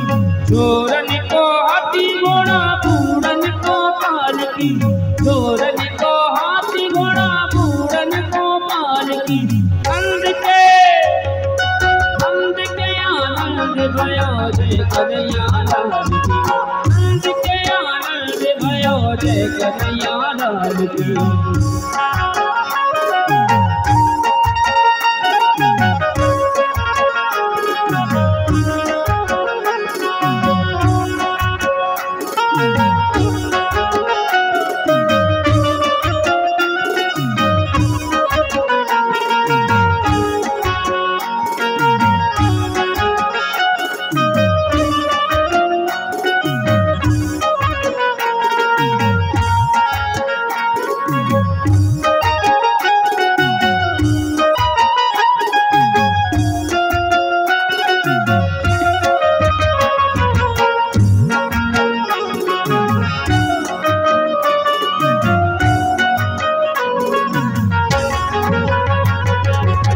चोरन को लाडू पेड़ा, बूढ़न को लापसी, चोरन को लाडू पेड़ा, बूढ़न को लापसी। गाजी ने दर्पण दीनी, दीनी बाल की, गाजी ने दर्पण दीनी, दीनी बाल की। नान के अंध के आनंद भयो जय कन्हैया लाल की, अंध के आनंद भयो जय कन्हैया लाल की।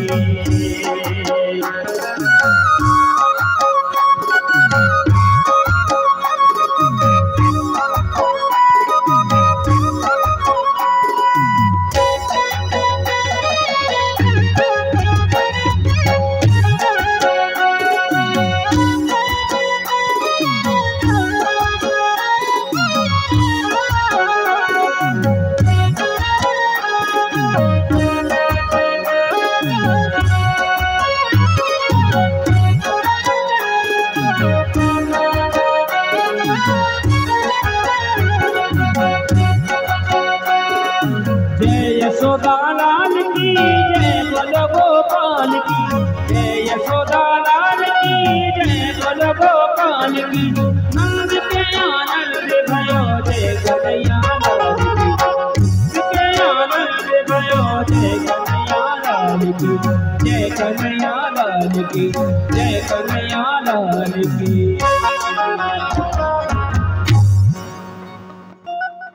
बोले बाल कृष्ण लाल की। अब देखो वसुदेव जी, 5 मिनट की कथा हो रही, बस फिर बताइए। वसुदेव जी लाला को लेकर के गोकुल गए और गोकुल में जाकर के चुपचाप ठाकुर जी को तो सुला दिया और वहां पर नंद बाबा के जो कन्या हुई थी उसको लेकर के आ गए। कन्या को लेकर के जब चले गए तो देखो एक बार माघ मास में नंद बाबा के घर विप्रगण भोजन करने आए। जब सब ब्राह्मण भोजन करने आए और भोजन करा करके आशीर्वाद जब नंद बाबा लेने लगे तो विप्र कहने लगे कि नंदराज आयुष्मान भव, नंदराज धनवान भव, नंदराज पुत्रवान भव। तो नंद बाबा बोले कि ये आयुष्मान का तो आपने ठीक दिया, धनवान भी कह दिया तो ठीक है, पर 80 बरस की उम्र है गई है, अब पुत्र कहाँ से है वो? अब कह रहे हो कि पुत्रवान भव। तो सब ब्राह्मण बोले कि नंद बाबा हमारे मुख से निकला है कि पुत्रवान भव, तो पुत्र तो होगा ही होगा। श्रावण मास की पूर्णिमा के दिन जब वो ब्राह्मण पुनः नंद भवन में आए तो पुनः भोग जिमाया, भोग करवाया, ब्राह्मणों को भोजन करवाया। तो नंद बाबा ने कहा कि आपको आशीर्वाद फलीभूत तो भयो है, अब जय बताओ कि पुत्र कब है वो, पुत्र कब है वो हमारे। तो सब ब्राह्मणों ने पंचांग देखा और मुहूर्त बताया कि भाद्रपद मास कृष्ण पक्ष अष्टमी तिथि रोहिणी नक्षत्र रात्रि की ठीक 12 बजे आपके घर पुत्र भय। तो जब हमारे लाल जी आने वाले थे ना, तो 8 दिन पहले से ही तैयारी चल गई। अब रात्रि की जब 8 बजी तो जितने भी सेवक थे ना, सब नंद बाबा के पास आए और कहने लगे कि बाबा लाला आज ही की कहो है ना, अब तक तो ना भयो, जाने कब भयेगो। तो नंदराज बोले हाँ हाँ लाला तो आज ही की कही है। तो बोले अब तक तो भयो ना है, ने कहा हम अपनी कमर सीधी कर ले। बोले ठीक है। अब रात्रि की 9 बजी, 9 बजते बजते तो नंद बाबा को भी नींद आने लगी और कहने लगे कि लाला तो आज ही की कहो है ना, अब तक तो ना भयो, जाने कब भयेगो। अब 10 बजते बजते नंद बाबा भी सो गए। अब जब 11 बजी ना, तो लाला की जो बुआ है ना सुनंदा, यशोदा जी से कह रही है भाभी भाभी लाला तो आज ही की कहो है ना। बोले हाँ बहन लाला तो आज ही की कही है। बोले अब तक तो ना भयो, जाने कब भयेगो। भाभी नेक मैं अपनी कमर सीधी कर ले, तू कहे तो नेक मैं थोड़ी देर सो जाऊं। तो यशोदा जी बोली कि सो जाओ। अब तो 11 बजे तक सब सो गए। अब जब रात्रि की 12 बज गई ना, तो अब तो लाला की मैया को भी नींद आने लगी। मैया सोचने लगी कि आज ही की कहो है वो, अभी तक तो भयो ना है, जाने लाला कब आएगा। अब तो 12 बजे तक मैया भी सो गई। अब सब सो गए, इतने में वसुदेव जी आए और लाला को सुला करके चले गए। अब जब लाला को सुला के गए, तो जब लाला ने आँख खोल के देखी तो कही कि भैया ये कैसो स्वागत है रो, यहाँ तो जिसको देखो वो खराटे मार करके सो रहा है। इनको इतना पता नहीं चलता कि मैं आ गया तो मेरे लाए नाचे गावे कछु बजावे, ये तो कछु ना करने, सब नींद निकाल रहे। तो भगवान बोले कि क्या करूं, मैं इनसे कह दूं कि मैया मैया तो उठ जा, मैं पैदा है गए। तो मैया कहेगी जय कैसो लाला है, पैदा होते ही बोलवे लगो। नहीं नहीं नहीं नहीं ऐसा तो ना कहूँ। तो कहा करूँ, भगवान बोले एक काम करूँ, मैं रोऊं। जब मैं रोऊंगा तो मेरी मैया उठ जाएगी, और जब मैया उठ जाएगी तो पूरे घर को उठाई देगी। अब भगवान ने रोना शुरू किया। अब देखो भगवान को रोना भी नहीं आता, अब रोए कैसे। तो भगवान रो रहे हैं, ओम ओम ओम ओम की ध्वनि का उच्चारण किया। जब लाला का रुदन सुनकर के मैया की नींद खुली तो चिल्लाई, अरे सुनंदा जाग जा जाग जा जाग जा, लाला है गयो, लाला है गयो, लाला है। जब नंदन को पता चला कि लाला है गयो तो दौड़ी दौड़ी नंद बाबा के पास गई। नंद बाबा अपनी अटारी पर सो रहे थे। बोली भैया बधाई हो लाला को जन्म भयो। बोले है गयो। बोले का है गयो, बोले लाला है गयो। जब नंद बाबा ने ये बात सुनी तो अपने बिस्तर से उठे और तुरंत छलांग लगाई, यमुना जी में स्नान कर करके मैया के पास आए और बोले कि यशोदा ने अपनी लाला को मुख तो दिखा। तो मैया बोली कि जय बताओ कि मुझे मुख दिखाई में कहाँ दोगे। तो नंद बाबा बोले कि जैसो तेरो लाला होगो वैसी तो है मुँह दिखाई दे रही। जब नंद बाबा ने लाला को देखा, जब पीताम्बरी में से हटा करके लाला का मुख देखा तो नंद बाबा तो खुशी के मारे नाचने लगे। पूरे गोकुल में खबर फैल गई कि नंद बाबा के घर लाला भयो है। महाराज बड़ी बधाइयाँ लुटाई गई। देखो आप और हम सब भी लाला की बधाई लुटाएंगे। उससे पूर्व हमारे पूज्य महाराज श्री जो पधारे हैं, हम आशीष वचन उनका कुछ समय के लिए लेंगे। और मैं समिति वालों से निवेदन करूंगी कि वो आएंगे और महाराज जी का सम्मान करेंगे।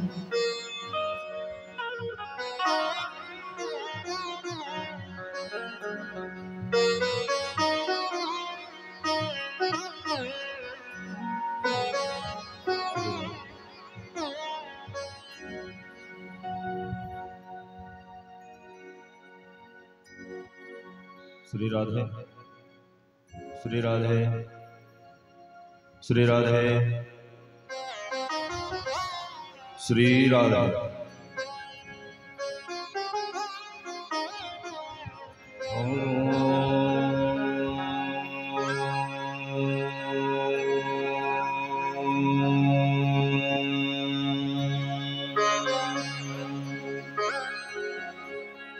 गुरुर्ब्रह्मा गुरुर्विष्णु गुरुर्देवो महेश्वरा, गुरुर्साक्षात् परब्रह्मा तस्मै श्री गुरवे नमः। वंशे विभूषितकरान्नवनीरदाभा, पीताम्बराधरुणबिम्बफलाधरोष्ठा, पूर्णेन्दुसुन्दरमुखादरविन्द्रनेत्रा, कृष्णात् परं किमपि तत्त्वमहं न जाने। मूकं करोति वाचालं पंगुं लंघयते गिरिं, यत्कृपातमहं वन्दे परमानन्दमाधवम्। नमः कुञ्जविहारिणे, नमः कुञ्जविहारिणे,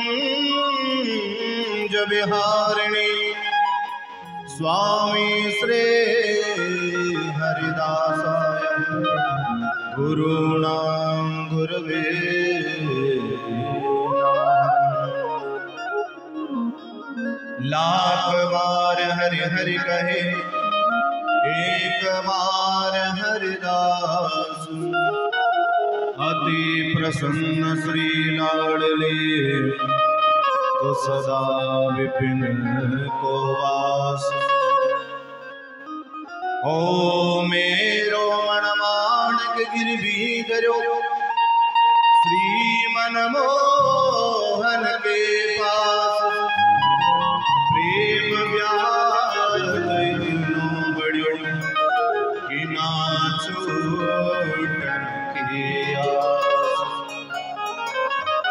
ओ पिया तुम्हारा रूप है ये कैसा साहुकार, जो मेरे नागिर में रख दिए, तेरा दर्श किया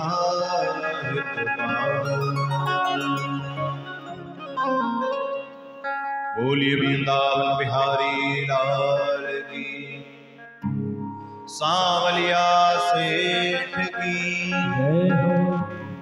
राजा रामचंद्र भगवान की, श्री हनुमान जी महाराज की जय।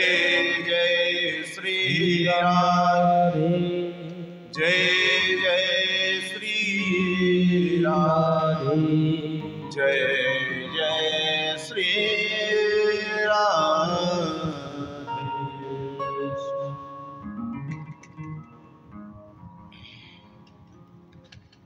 परम मंगलमय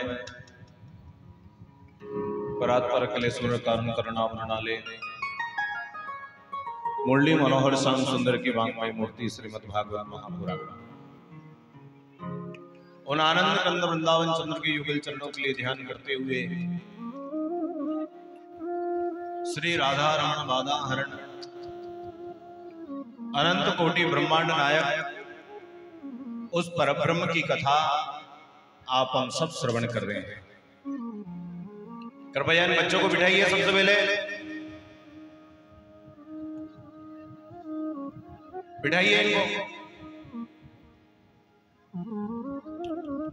और जितनी भी माताएं बहनें जो बात करी, कृपया 10 मिनट के लिए शांति का दान दीजिए। आपका ध्यान हमारी तरफ होना चाहिए, व्यासपीठ की तरफ होना चाहिए।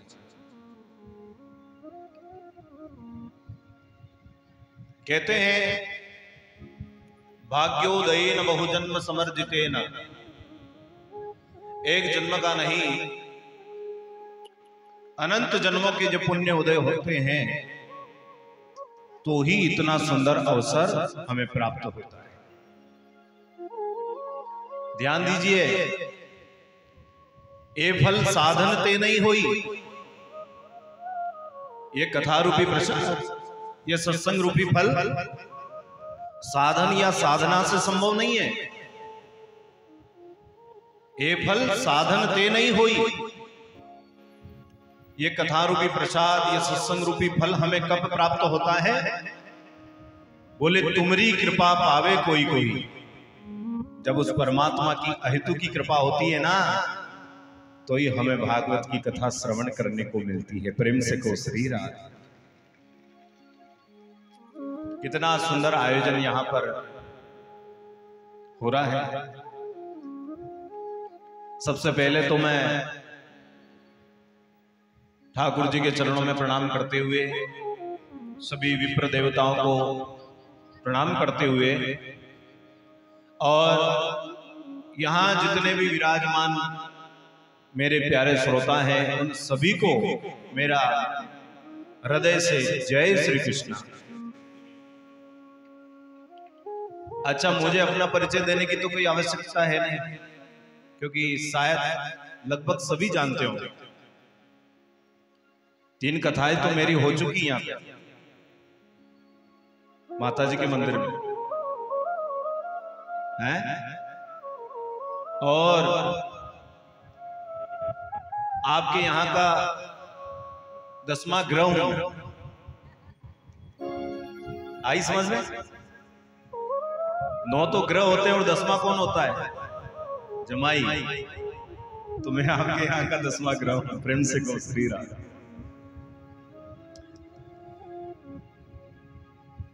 कितनी सुंदर कथाएं चल रही है। आप सभी श्रोता भागवत की कथा को श्रवण कर रहे हैं। आप सभी बधाई के पात्र हैं। लेकिन ध्यान दीजिए, हम इस शरीर को चलाने के लिए तो दिन रात कुछ न कुछ खाते रहते हैं। सुबह उठे सबसे पहले क्या करते हैं? चाय चाहिए, फिर नाश्ता चाहिए, 10 बजे तक तो भोजन भी चाहिए, फिर चाय चाहिए। बहुत सारे तो दिन में भी थोड़ा सा कर लेते हैं, फिर रात्रि को फिर चाहिए, फिर चाय पी के फिर सोते हैं। तो इस शरीर को चलाने के लिए तो हम दिन रात कुछ ना कुछ खाते रहते हैं, लेकिन हमने कभी अपने इस आत्मा के भोजन की व्यवस्था करी है क्या? शरीर को चलाने के लिए तो कुछ ना कुछ हम खाते रहते हैं, लेकिन हमने कभी आत्मा के भोजन की व्यवस्था करी? आत्मा का भोजन क्या है?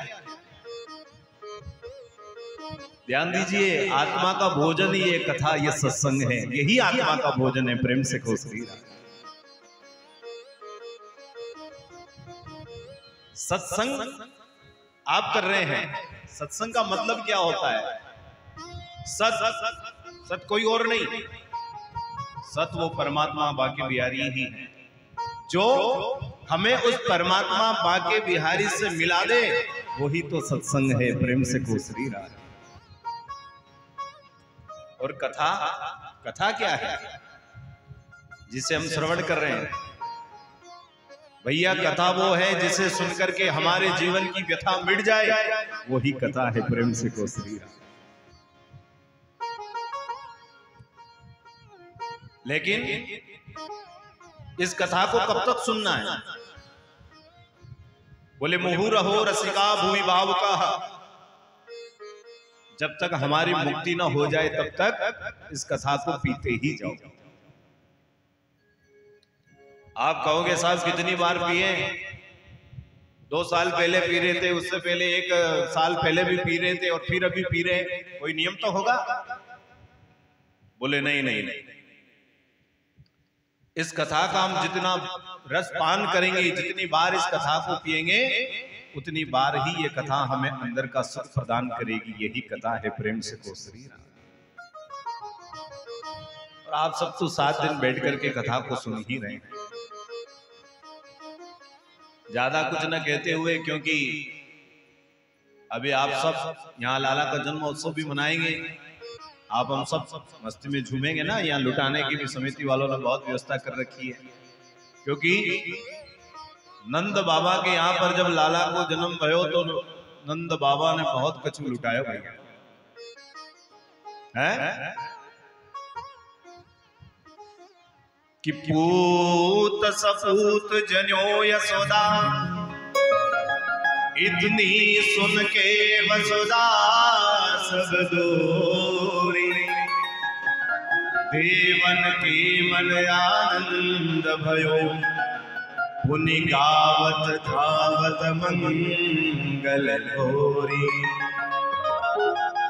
कि नंद कछु इतनो जो दियो, घनश्याम कुबेर की बोरी, कि देखत मोह लुटाय दियो, ना बची बचिया छचिया न पिछोरी।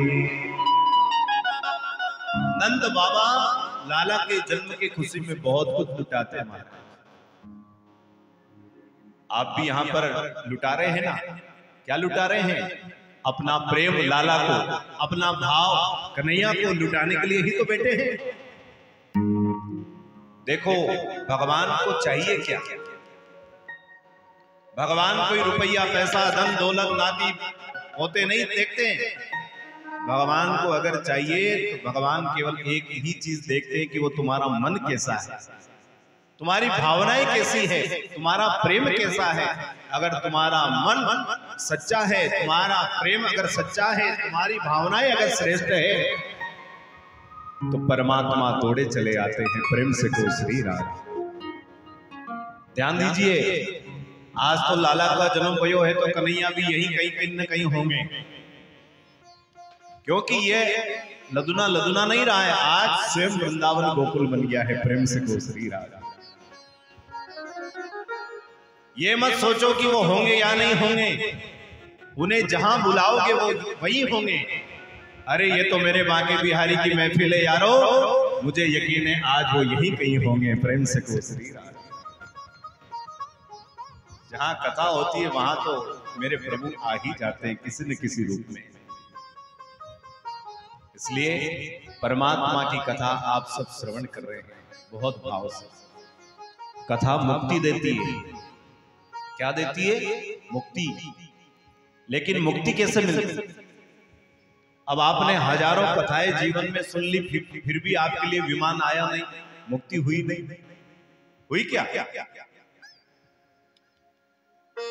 कितनी कथाएं सुन ली, अभी तक आपके लिए विमान आया नहीं आया। क्यों नहीं आया?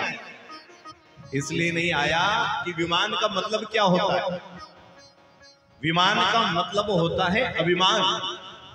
कथा सुनने के बाद भी अगर हमारे अंदर अभिमान बना रहा, अभिमान गया नहीं, तो समझो विमान आया नहीं प्रेम से को श्री राम। कथा सुनने के बाद भी अगर अभिमान बना रहा तो विमान आया नहीं। अब ये विमान तो देखो एक कथा सुनने पर भी आ सकता है और हजारों कथाएं सुनने के बाद भी नहीं आता है। कथा सुनने का हमारा तरीका है, कथा को सुने तो सुनकर के जीवन में उतारें। उतारने का मतलब है, अच्छा हम देखते हैं जहां भी कथा होती है, आरती होती है, प्रसाद होती है, तो हमारी माताएं बहनें उठ करके जाती है तो ऐसे कपड़े झाड़ती है ना कपड़ों को। क्यों? कहीं ऐसा तो नहीं कि वो माताएं बहनें ये सोचती है कि कहीं ऐसा ना हो कि ये कथा यहाँ से संग संग हमारे घर भी आ जाए, इसलिए यही लो और यही छोड़ो। प्रेम से कहो श्री राम। तो पल्लो झाड़ कथा सुनने से थोड़ी विमान आएगा, कथा को सुनकर के जीवन में उतारना है। और देखिए, मुक्ति कोई मरने के बाद नहीं होती, मुक्ति हमेशा जीवित ही होती है। मुक्ति का मतलब है आत्मा का बोध हो जाए, यही तो मुक्ति और है क्या। कथा सुनने के बाद भी अगर हमें आत्मबोध नहीं हुआ तो समझो हमने कथा सुनी नहीं। कथा सुने तो सुनकर के हम ये संकल्प ले कि आज के बाद में हम कोई ऐसा कार्य नहीं करेंगे जिससे हमारी आत्मा को कष्ट हो और किसी और के दूसरे की आत्मा को कष्ट हो। अगर ऐसा संकल्प लेकर के आप कथा सुने तो आपका मन निर्मल होगा, आपकी आत्माएं श्रेष्ठ हो जाएगी, पवित्र हो जाएगी। और जिस दिन आपके शरीर से ये आत्मा निकल करके जाएगी, उसी दिन भगवान के चरणों में चली जाएगी और तुम्हारी मुक्ति हो जाएगी। प्रेम से कहो श्री राम। ये कथा का महत्व है। देखो, मरना है मरना है मरना है कहना तो आसान है, लेकिन मौत आती है तो कोई जाने के लिए तैयार होता है क्या?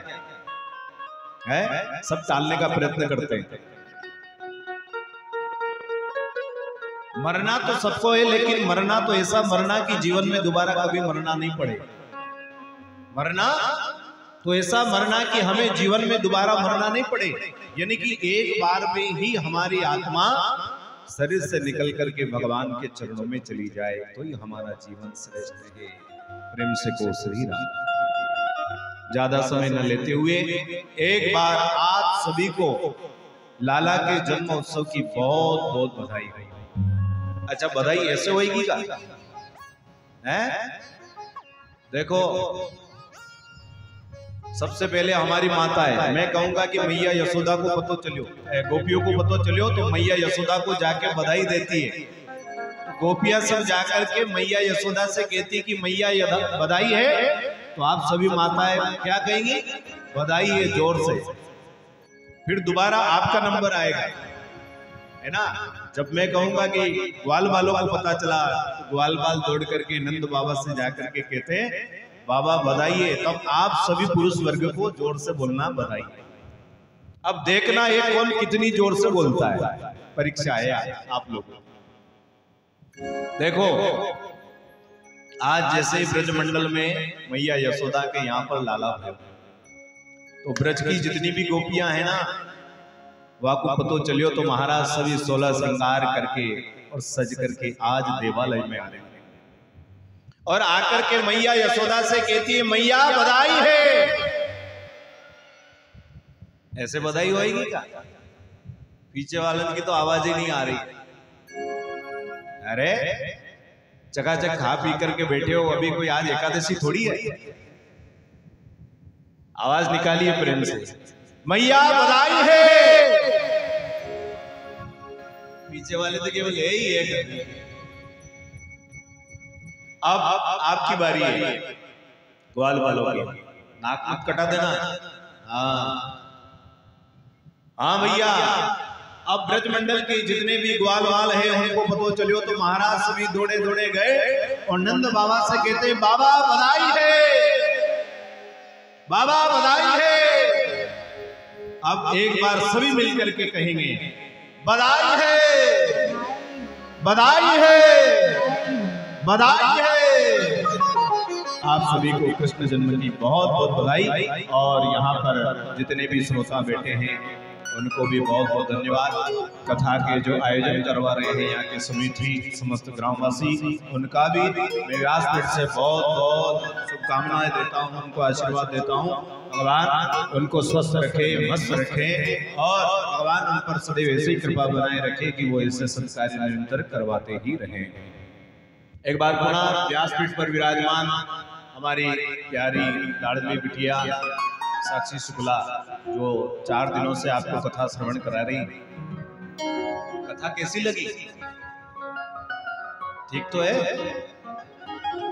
हाँ, निभा लेना मेरे को देख के।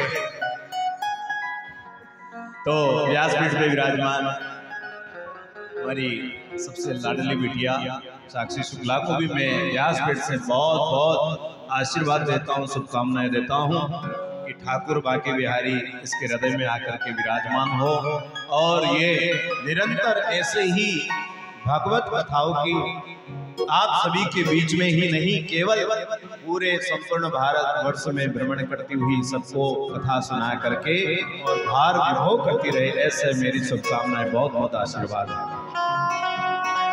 वृंदावन से पधारे हुए संगीतकार जो सुंदर मधुर आपको नाचने पर मजबूर कर रहे थे, हैं मधुर मधुर भजनों पर, ऐसे हमारे ब्रजवासी भैयाओं को, इनको भी बहुत बहुत धन्यवाद, साधुवाद और मेरी शुभकामनाएं।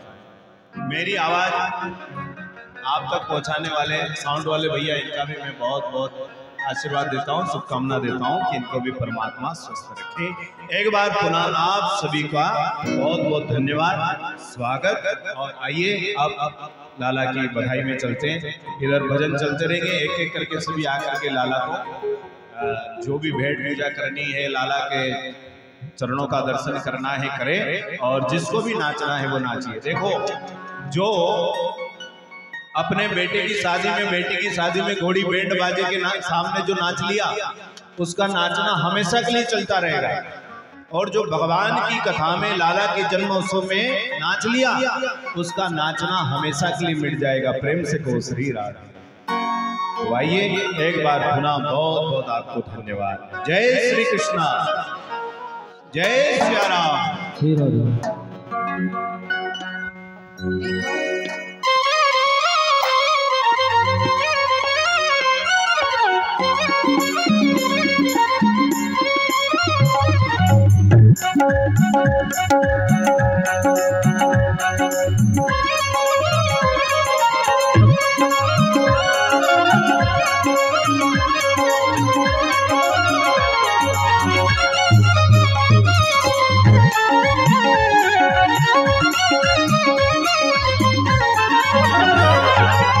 गंगा की सुने के मैं आई, जसोदा मैया दे दो बधाई।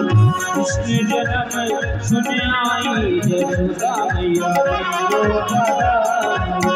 दे दो बधाई। मैया दे दो बधाई, दे दो बधाई मैया, दे दो बधाई। कृष्ण जन्म सुने आई, जसोदा मैया दे दो बधाई। जन्म सुने आई, यशोदा मैया दे दो बधाई।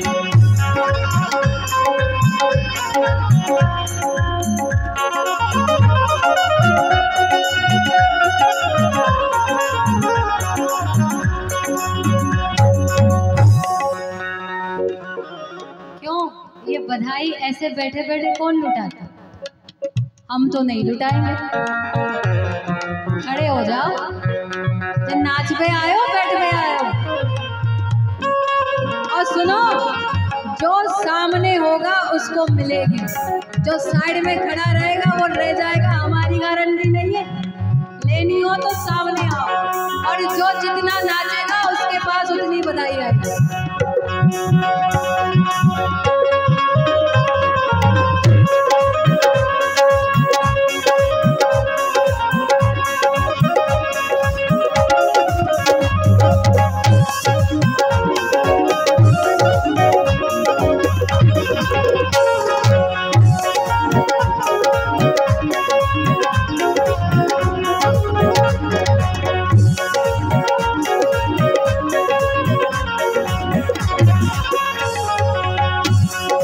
बिलूंगी मैया झूमर बिलूंगी, टीका बिलूंगी मैया झूमर बिलूंगी।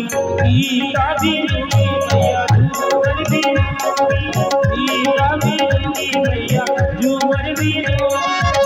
टीका बिलूंगी झूमर बिलूंगी। कुंडल की करे देव तारे, यशोदा मैया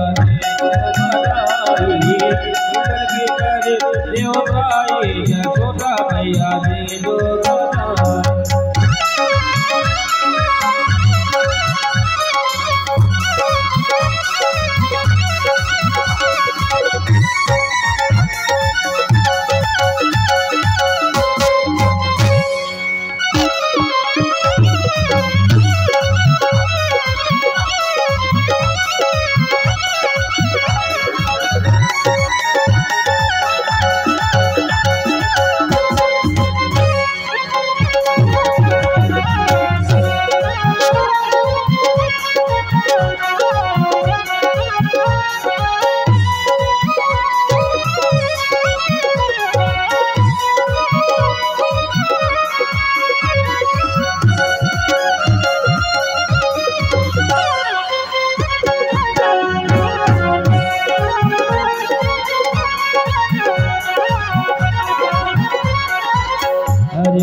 बिनूंगी मैया लहंगा बिनूंगी, अरे वाह बिनूंगी मैया लहंगा बिनूंगी, अरे वाह बिनूंगी मैया लहंगा बिनूंगी, अरे वाह बिनूंगी मैया लहंगा बिनूंगी, अरे वाह बिनूंगी मैया लहंगा बिनूंगी, अरे वाह बिनूंगी मैया लहंगा बिनूंगी।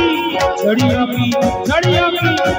की करे देवता खुदा मैया ने दो बताई, छड़ियों की करे देवता खुदा मैया ने दो बताई।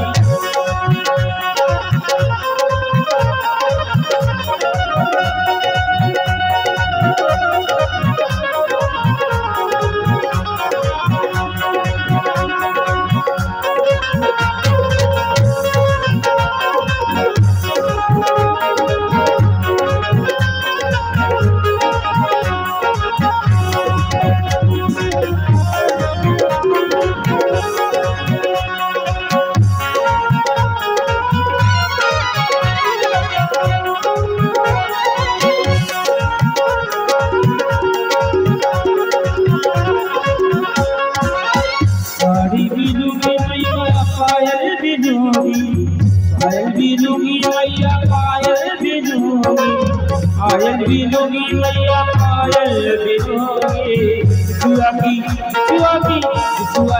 करे देवताई जोगा मैया ने दो बताई, जुआ की करे देवताई जोगा मैया ने दो बताई।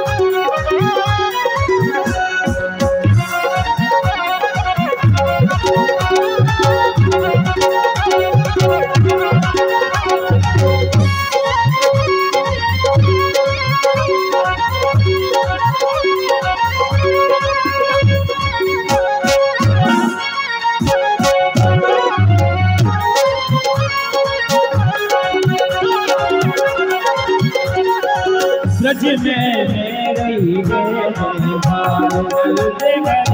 लाला जायो है, ब्रज में रही गए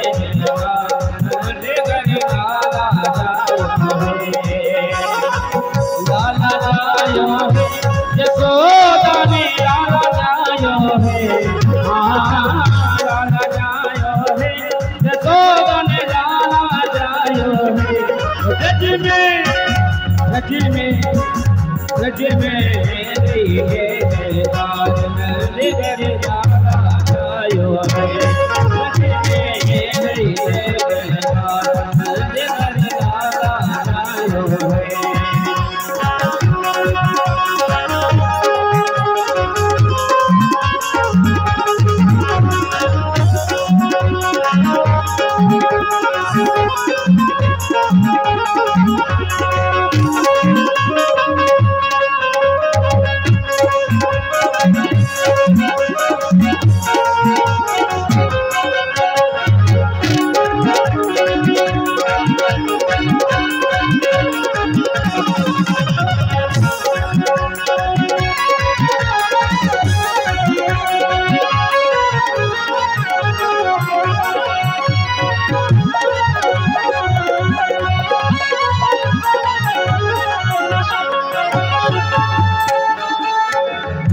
वाल सब गावे, वाल सब गावे, यूथ के योग नर्द बजे आवे, यूथ के योग नर्द बजे आवे। ब्रह्मानंद समाज आज सुख सबने पायो है, ओ ब्रह्मानंद आज सुख सबने पायो है। रज में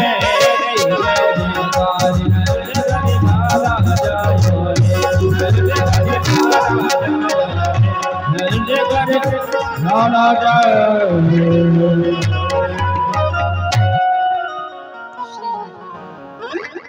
लाला के जन्मोत्सव की बहुत बहुत बधाई हो, बधाई हो। काय पे नाक कटवाने पे तुले भयो, नेक जोड़ दे बोल दो ना, काय रहे। बहुत बहुत बधाई हो। कल हम सब लाला की बाल लीलाओं का श्रवण करेंगे। और देखो आज तो ये हो गया गोकुल और कल हो जाएगा गोवर्धन। हम सब गिरिराज जी की परिक्रमा लगाएंगे। हमारे बीच में गिरिराज जी को 56 भोग लगेगा, प्रसाद बटेगा। तो देखो गिरिराज गोवर्धन में जाने के बाद जो गिरिराज परिक्रमा का फल लगता है, वही परिक्रमा का फल कल हमें यहाँ लगेगा। हम सब मिलकर के परिक्रमा लगाएंगे। कल देखो 4 दिन तो निकल गए, पता ही नहीं चला। 3 दिन और बचे हैं, तो अब तो उत्सव ही उत्सव है। हम सब उत्सव ही मनाएंगे। आज की वाणी को यही विश्राम। कल सबको यथा समय पर आना है। और